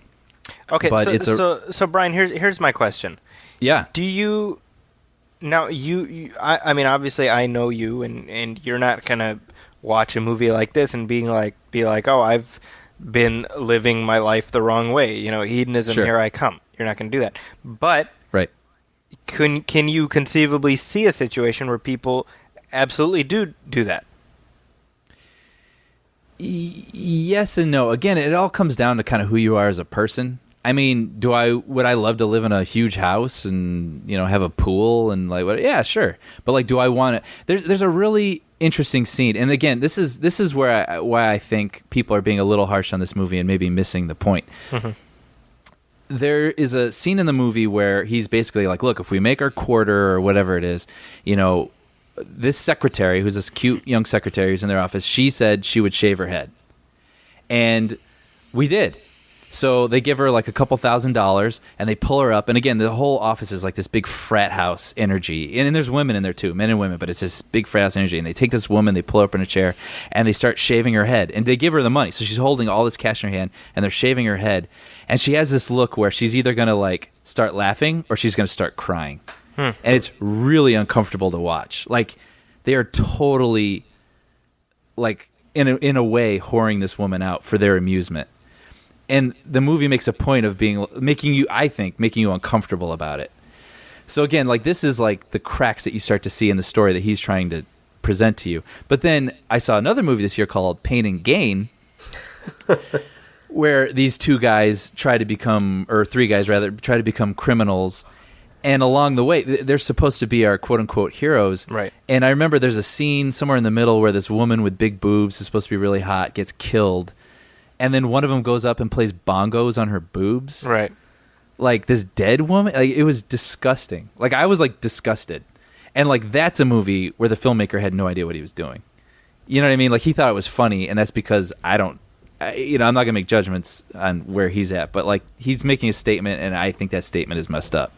Whereas in this movie, I feel like they tried to show that what these guys are doing is not good. They're not treating people well. Anybody who does something because a movie told them to do it has problems anyway. That's a good point too. You know what I mean? Something I wanted to ask is, and I haven't seen it, and for some reason this wasn't something that was really on the tops of my must-see list. I acknowledge that Martin Scorsese is one of the best filmmakers of this or any other generation, and I love a lot of his movies, but I'm also bored by a handful of his movies. Mm-hmm. And this one just didn't appeal to me. And there's a guy that I work with who's like an obsessed Martin Scorsese fan. Like, according to him, like, the guy can do no wrong. And this was right before Christmas. He had gotten a chance to see the movie, and he came into work, and he was just like, his reaction was like, I almost walked out. The first thing he said was, I liked the movie the first time when it was called Goodfellas. Sure. And then he was like, I almost walked out. Because he thought that it was basically just like, it was Goodfellas, but you just sort of changed the names and the faces a little bit. Is that like an over-exaggeration?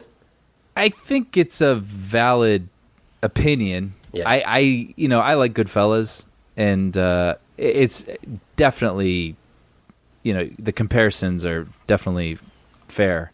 But I don't know. It's just a different world. You know what I mean? Right. Like, but again, it's a rise and fall story about a guy who's really excited to make a name for himself, and then he does, and then he goes crazy, and And there it is.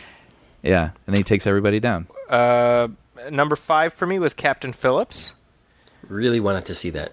which, yeah, Sean, you really should. Now, Brian, you saw it a bunch of times. You said, right? You saw it like twice or 3 times. Yeah, I'll go ahead and skip ahead a little bit. This is my number 3, so we can talk about this one together. Okay. Yeah, definitely made my top 3. This and my top 3 are pretty much interchangeable, really. I mean, they're sort of I'm kind of the same different way. that they're. I'm the same way Yeah. with that. Yeah. But yeah, I mean, gosh, this was like a harrowing journey. Yeah, well, You know I mean, what I just mean? Like a the, really- the white knuckle is kind of a cliche, but I think it's really applicable with this film. Right. You know.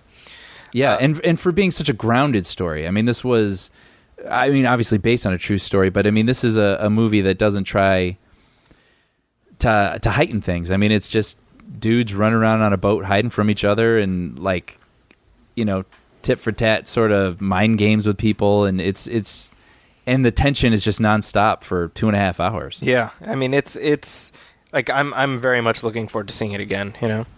Yeah. Yeah, and then Tom Hanks. I mean, I don't think enough can be said about what Tom Hanks did in that movie. He's just endlessly a magnetic performer. I really believe that. Yeah, and it's like we know everybody loves Tom Hanks, but you forget how talented Tom Hanks is. Right. Absolutely. Yeah, he and Denzel Washington are kind of the same in that respect, where like they're so consistently, not just good, but they're so consistently near perfect that like you almost forget that it's like a talent to be that good. Yeah. You know what I mean? Yeah. Yeah. So, there you go. And let's see, I'm number sorry. 5? Yeah, that was my number 5. So Number 5. Number 5 for me was Prisoners. Okay, so now this is okay. Now this is interesting to me because I appreciated Prisoners. I would not have put it in my top 10 list. Which is really interesting because and I'm not saying for you, I'm saying for myself, because this was a movie I don't know that I was ever going to catch. Okay. Like if I saw it on TV someday, great or whatever. But I had no interest in this So how movie. did you end up seeing it? I had a screener. Oh, okay. And Gotcha. and so it was just like, okay, cool, whatever, we have it, let's watch it. And I watched it with 2 friends of mine, and we were just riveted with this movie. I mean, and that's and like I said earlier, like I just want to be surprised. And this movie really surprised me. I had no idea where this was going. Like it starts with 2 families led by one family's Hugh Jackman's family and one's Terrence Howard's family, and both their little girls go missing. And so they have a lead, this guy that they think might be involved, but they're not sure. And the whole movie is just this sort of, it keeps pulling you along where you're changing courses with what you think is really happening, and then characters start to, it becomes like a what would you do scenario. Like if you could, I guess this is actually in the trailer, right? Like they think they have a guy, and so it's like, what would you do if you had the guy that you thought kidnapped your daughter? And but then it just doesn't end there. Like it just, the mystery just keeps unraveling. And I was, I have to say, I was pretty riveted with this movie. It's a dark movie. It's a moody piece, and I wouldn't recommend it for everyone. Especially, I don't know. I imagine having kids, it'd be really difficult to watch. That's. I mean, it came out at the time that my wife was pretty far along in terms of expecting, and she was like, "Oh, should I go see it?" I was like, "Absolutely not." Yeah. Yeah, but it definitely got its hooks in me, and I was surprised how much I liked it. I think that Hugh Jackman gives one of his greatest performances ever. Yeah, I was Yeah. not as enamored with Jake Gyllenhaal's performance, which I found showy and distracting. Yeah, he does a couple things. Like he has this weird blink Right, the that he kind blinking of does thing, that, which you know, never that you're paid just off. like- It never paid off in a way where you understand why he's doing it. Yeah, I mean, I assumed it's because he's seen so much darkness. And or I something, but- mentioned this last fall. He also does the thing where he has button-down shirts with no ties, but that are buttoned up all the way to the neck. It's very. I mean, it was just weird because those are like specific character choices that I didn't understand why he made them. Yeah. You know, Is Terrence Howard's kid named Tony? Tony! Yana. Yeah, he goes up in front of the judge. Yana. Tony! So number 4 for me is Rush. I really want to Rush. see that too. Which was my number 2. really okay. So, Number 2 of the year. So now I recommended this to you guys back last fall, and you both were kind of skeptical, as I recall. I was like, Zachy, shut your butt. Yeah. Shut your butt is what you said on our air. That's what you said. Yeah, and this was definitely a surprise like for me because I wasn't expecting to like it anywhere near as much as I actually ended up liking it. Yeah, this was a total surprise for me. Like honestly, you were the key for me even having any interest in this at all. Oh, okay. I thought we talked about it at the time. I mean, the posters were boring. We thought the advertising was boring. I just had no idea what it was really about. It just looked, I don't know, it looked forgettable. Yeah. And so I was able to see it this past Christmas break. And again, I knew that you had enjoyed it. So I was like, okay, I'm ready to see something good. And I just was not ready. Like, I just thought I knew what this was going to be, and it wasn't it. I mean, sports films, they just follow certain beats. Right. And this is a sports film, but it doesn't follow those beats. I mean, this is a movie about two people. It's based on a true story. It's about these two rivals. Right. In racing, and they're both polar opposites. One's sort of like a party, fun-loving guy, and the other guy's very serious and about the science of the sport, and he's brilliant. And he knows how to make his car faster using math, and he's very analytical, and they butt heads personality-wise, but at the same time, they drive each other. The competition between them is what keeps them going and keeps them trying harder, and it's a really interesting relationship. And then the movie takes a turn. I mean, if you know the story, there's a big turn, but there's a turn sort of in the middle that changes the story quite a bit. And I was just, that's when the movie had me. Right. Like from then on, I was completely sold into this thing. And I was totally caught up into them. Well, and Brian, you texted me after you saw it, and you were like, "Oh, it's amazing, it's great."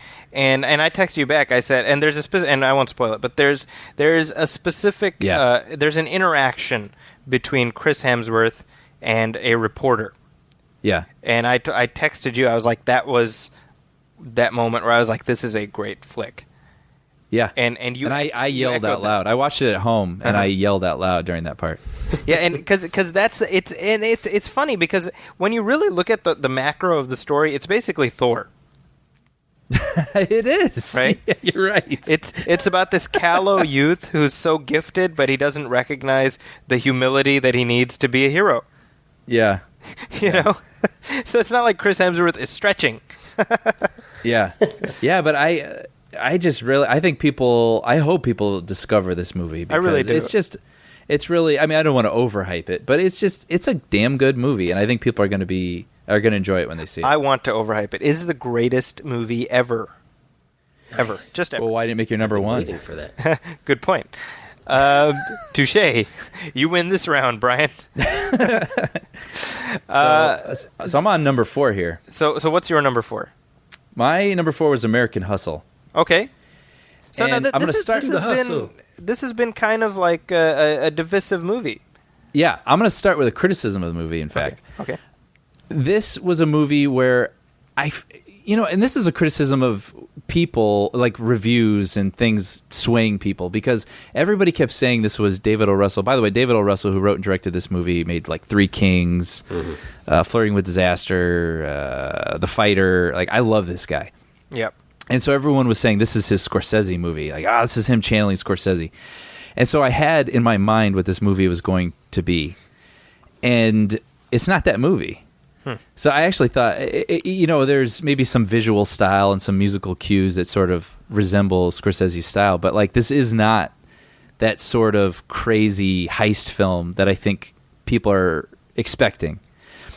And I also don't think it's honestly like an Oscar necessarily like movie. Right. Because it comes out in December and everybody's like, okay, well, here it is. Give it all the Oscars. Ready? Let's see it. Like, we're going to give it all the Oscars after we see it. And then people walk out of it sort of like, oh, like it wasn't exactly what I was expecting. And I think if this movie had come out in, say, like July, and you weren't just thinking about it as an awards movie, I think people would be looking at it a little bit differently. And so with all that said, I really enjoyed it just as a film, like not as an Oscar movie or award movie it's just it's a cool character piece. Like this movie's less about the scam that they're trying to pull than it is about the characters involved in the scam, like most David O. Russell movies. And I really enjoyed it. I mean, like Christian Bale, of course, transforms himself into someone else because that's what he does.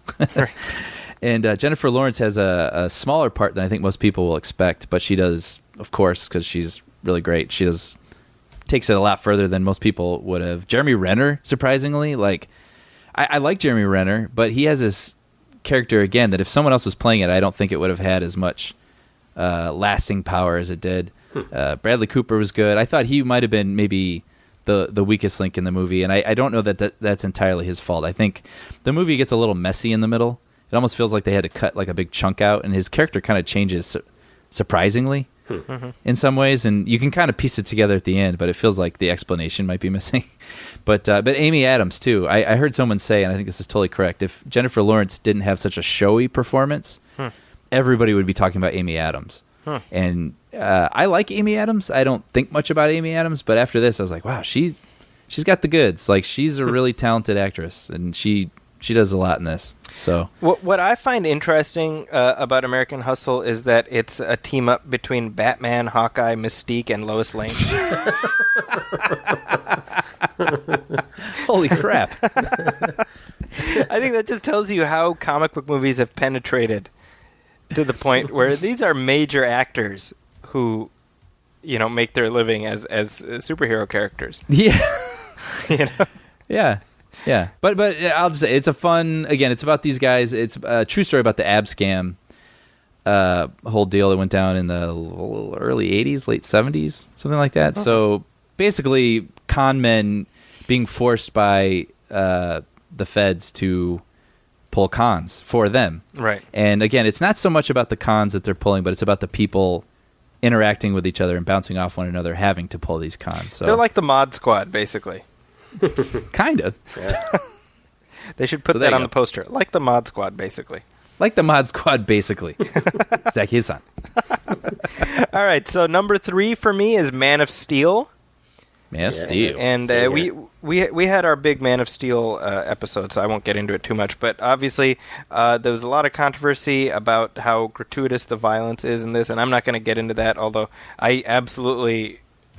I don't discount that because I do think it's overdone at times, but I can't also discount the fact that I still think the movie does have a lot of heart, and I do think it's a strong start to this whole DC movie universe.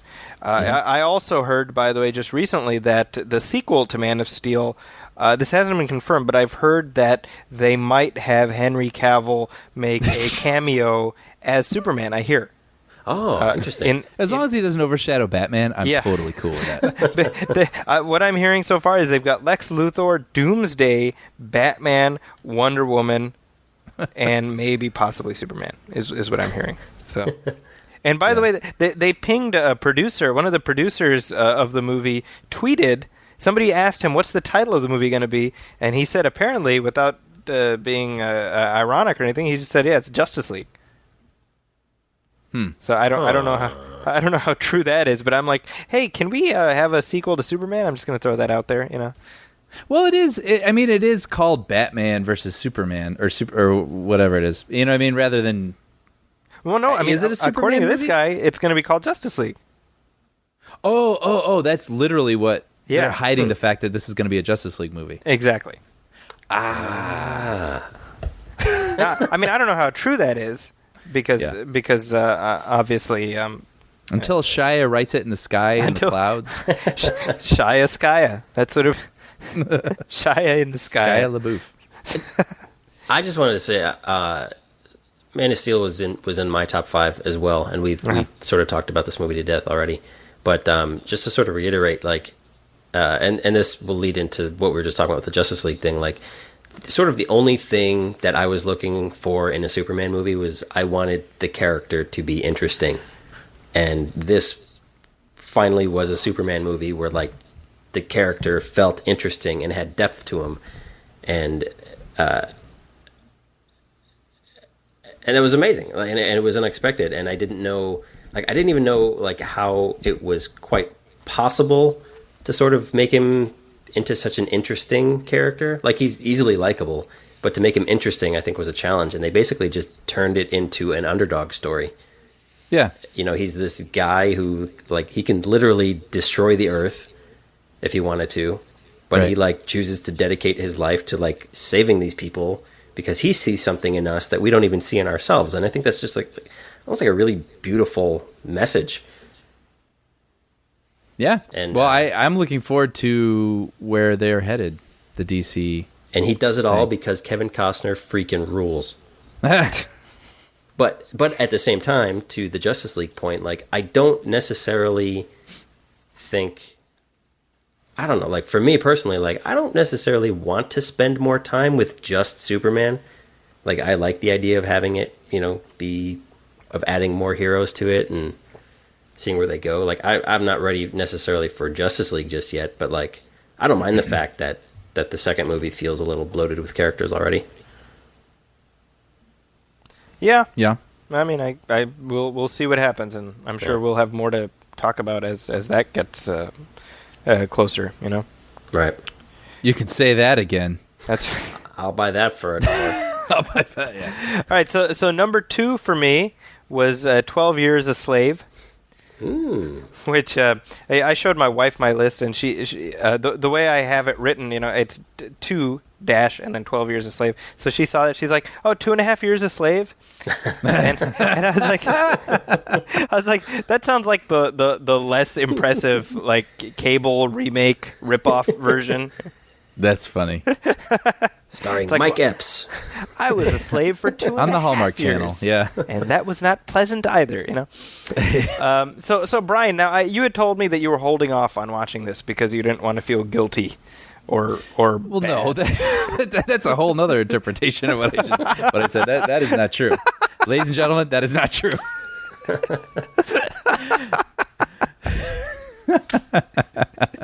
I think you said you don't want to feel bad because it's not exactly a feel-good movie. Well, it's like Schindler's List. That's the analogy. It's like a movie like that where it's like you're not just like, I'm going to watch Schindler's List tonight. Like, I'm just going to play. Like, I know it's a well-made movie, and I know it's an important story, and I will see it. I am looking forward to seeing it, but I just have to be in the right mood, and I just haven't been. Totally. And I remember you telling me you didn't want to watch Schindler's List because you also didn't want to feel guilty, as I recall. I don't even know. I'm just trying to get Brian into trouble now.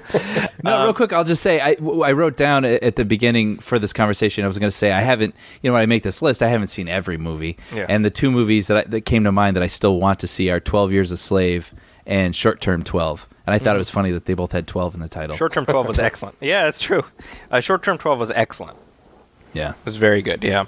That's like just outside my top 10. I really like that a lot. 12 Years a Slave, it is very, very hard to watch, but it's not just about, like, the shock value. I mean, I think it's an extremely compelling story. I think the Chiwetel Ejiofor, who plays the main guy, is amazing in it. I mean, this guy, we've seen him in a ton of stuff.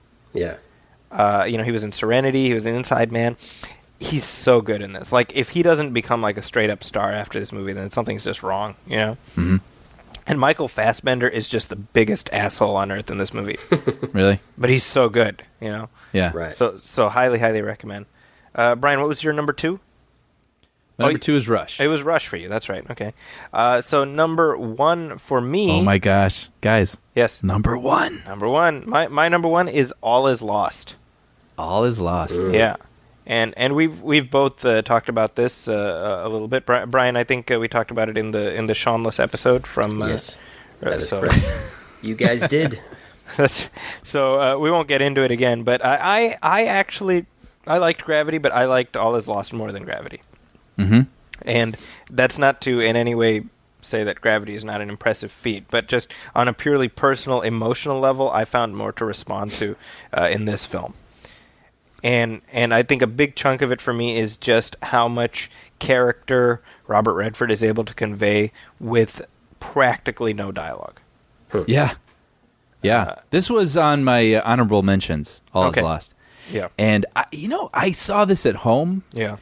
And I really, thinking of it right now, I wish I'd seen it in a theater. Yeah, I agree with that. And I'm not saying that it would have made it a better or worse movie, but the experience certainly would have been different. I mean, like I said, I really liked it. It was one of my favorites of the year. And I thought, for the same reasons you said, I mean, it is Gravity on the ocean.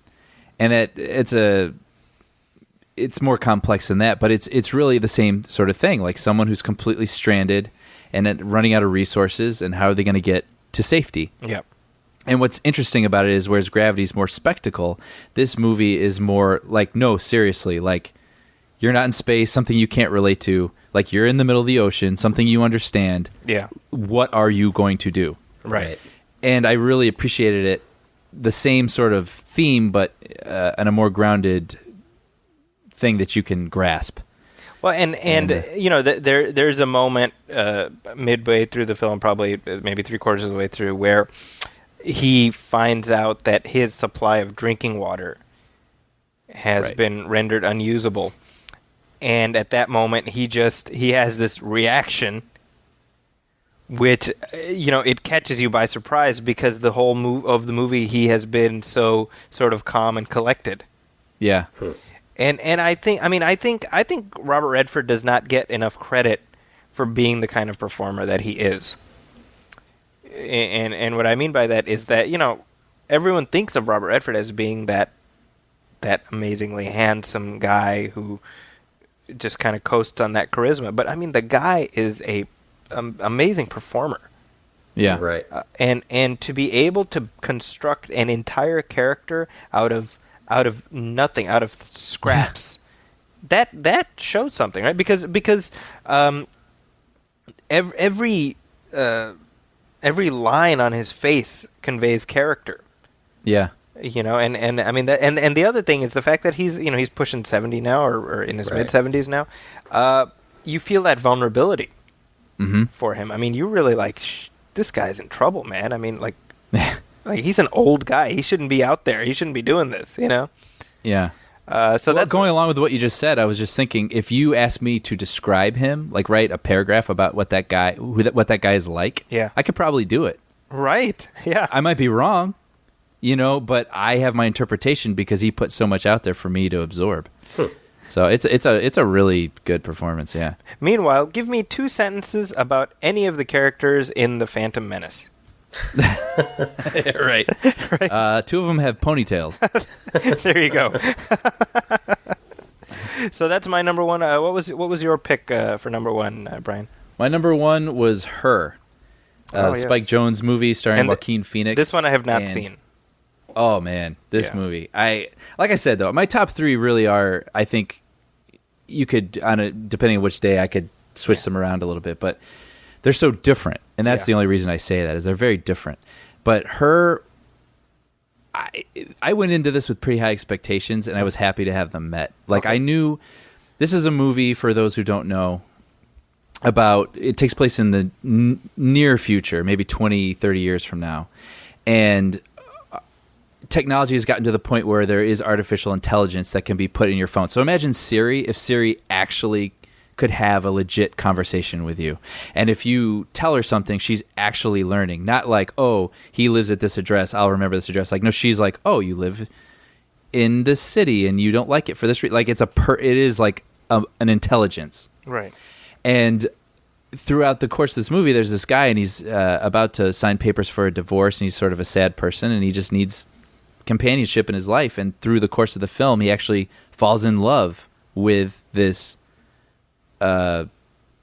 his phone, basically, Right. which is the voice of Scarlett Johansson. And this movie should not work at all. Like, it should be so stupid.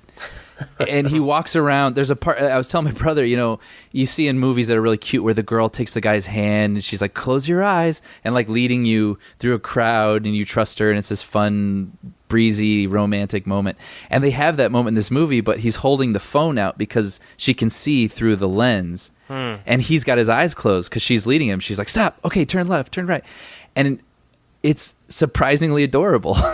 Weird. So again, somehow, I mean, because Spike Jonze is, without, we all know this, like, he's an amazing filmmaker. He totally taps into the human part of this story. It doesn't make it about how bizarre it is, but makes it about what is a relationship. Right. Like, what is it we want out of a relationship? And throughout this movie, it's not just him falling in love with this personality. Like, this device is actually learning to sort of love him, and like what love is. And you can take it a heady approach to it if you want. I've heard people talk about it in very heady ways, but honestly, you could just take it very simply and just look at it as like a really bizarre but truthful story about falling in love. And I just really dug it. I thought it was a really sweet movie, really interesting movie. Visually, it's really interesting. They shows Los Angeles like 20, 25 years in the future, but they filmed parts of it in Shanghai, but also parts of it in LA. So they sort of mixed them together so it looked recognizable, but sort of different. Right. And it's just, the world building in this movie is crazy. The acting is amazing. Scarlett Johansson, you don't see her, obviously, at all throughout this entire movie. She's amazing. Amazing in this movie. Joaquin Phoenix acting against nothing. I mean, he's staring at a device, I mean, the movie is pretty much like close-ups of him for the whole time, and he pulls off this amazing, believable performance. Yeah, I really dug it. I thought it was really, like I said, I've said this like 5 times now, but I just want to be surprised by something, and I was totally not sure what I was getting into when I got into this, and I was with it the whole way through and walked out of it. And I'm still thinking about it. I saw it about a week ago, and I'm still thinking about it throughout the day. So, highly recommend her. Well, there we go. And Sean, are there any movies that you feel like you want The tops. that you want to touch on? Everything we've already pretty much discussed. Real quick, like, I'll just go down the list of what I did see. Good Day to Die Hard. Yeah, it was what it was. G.I. Joe Retaliation, I enjoyed because I feel like it didn't aim too high, and therefore I agree with you. It gave itself a fair chance to succeed in that respect. Iron Man 3, it was fun. Didn't necessarily break any new ground or advance the story in any sort of dramatic way, but I really liked Iron Man 3.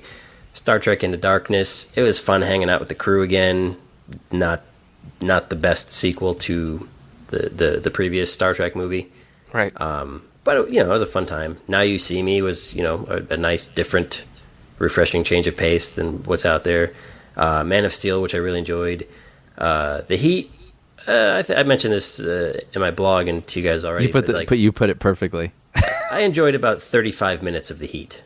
I agree with that. Yeah. 35 minutes were really good. World's End is definitely in my top 5. Thor: The Dark World, which out of what I saw was probably the biggest disappointment that I saw this year. Wow. Just because I feel like it was a jumbled mess of nothing of importance. It was just a bunch of stuff that happened. Not a bad movie necessarily. I think it was a bunch of stuff. I think I liked that movie more than Iron Man 3. I remember you said that when we were talking about it. Yeah.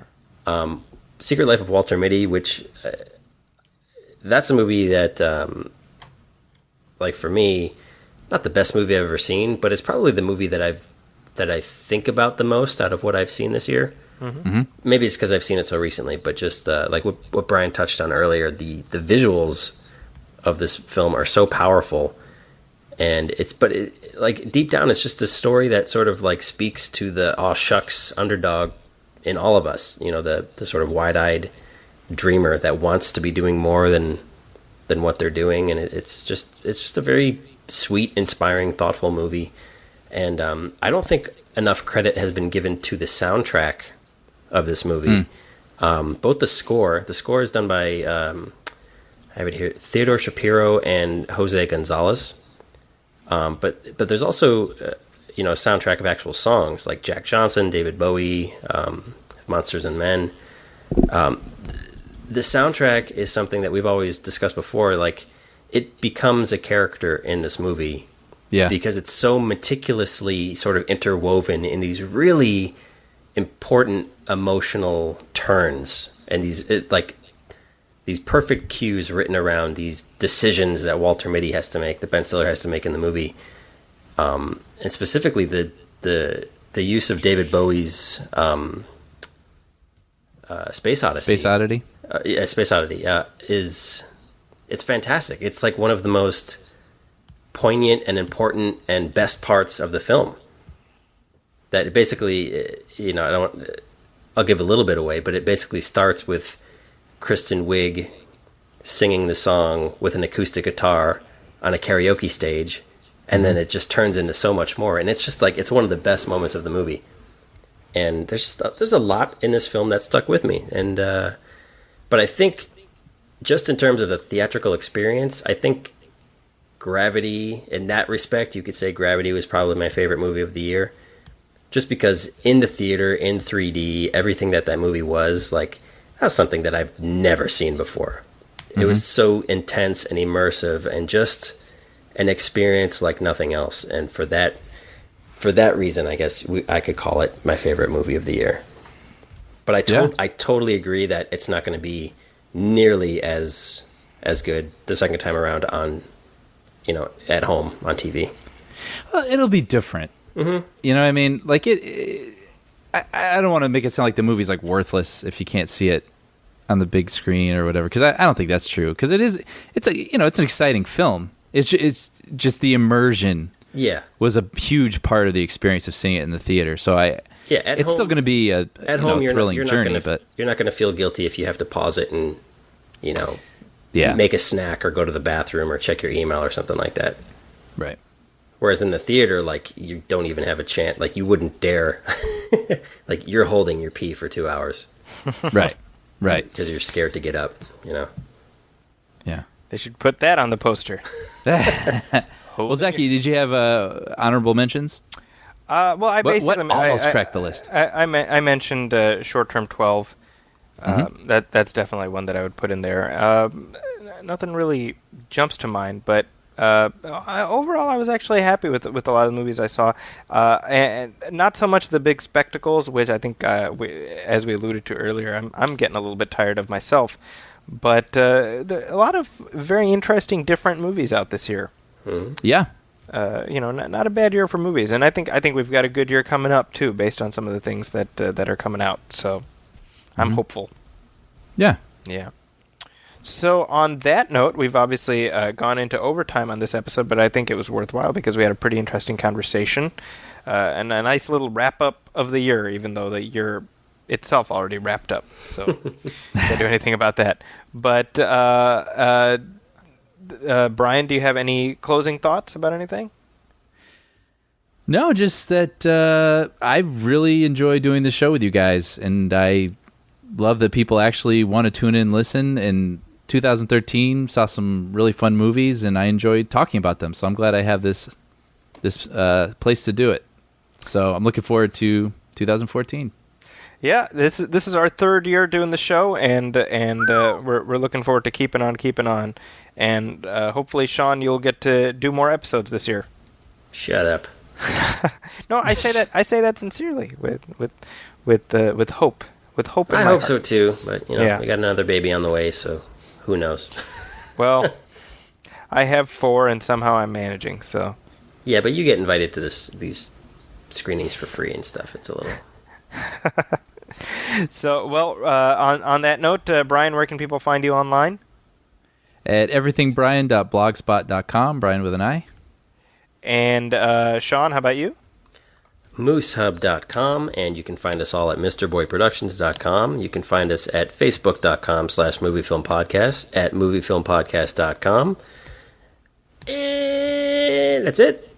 Right? I always forget. Sean is tired. Sean is dozing off.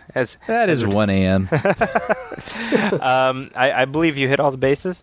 You can find me at Zackie'sCorner.com. That's ZAKIS Corner.com, and also at the Huffington Post, where my reviews and also this show can be found whenever it goes up.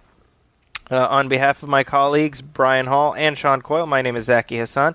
I want to thank you for listening, and also I want to encourage you and request that you please subscribe to the show via iTunes or Stitcher Radio, and also leave us a star rating or a review. Every little bit helps, every little bit counts, so please do take a few minutes out of your day to make that happen. It will make us happy. Every time you don't leave a comment, a puppy dies somewhere. It's true. So What? Yep. Think about it. It's the cold-hearted truth. Yeah. It's just a Think reality, about it, Brian. It's just a and reality. Feel guilty for the cost of your inaction. So on that note, we will see you in 2 weeks. This is the Movie Film Podcast. Welcome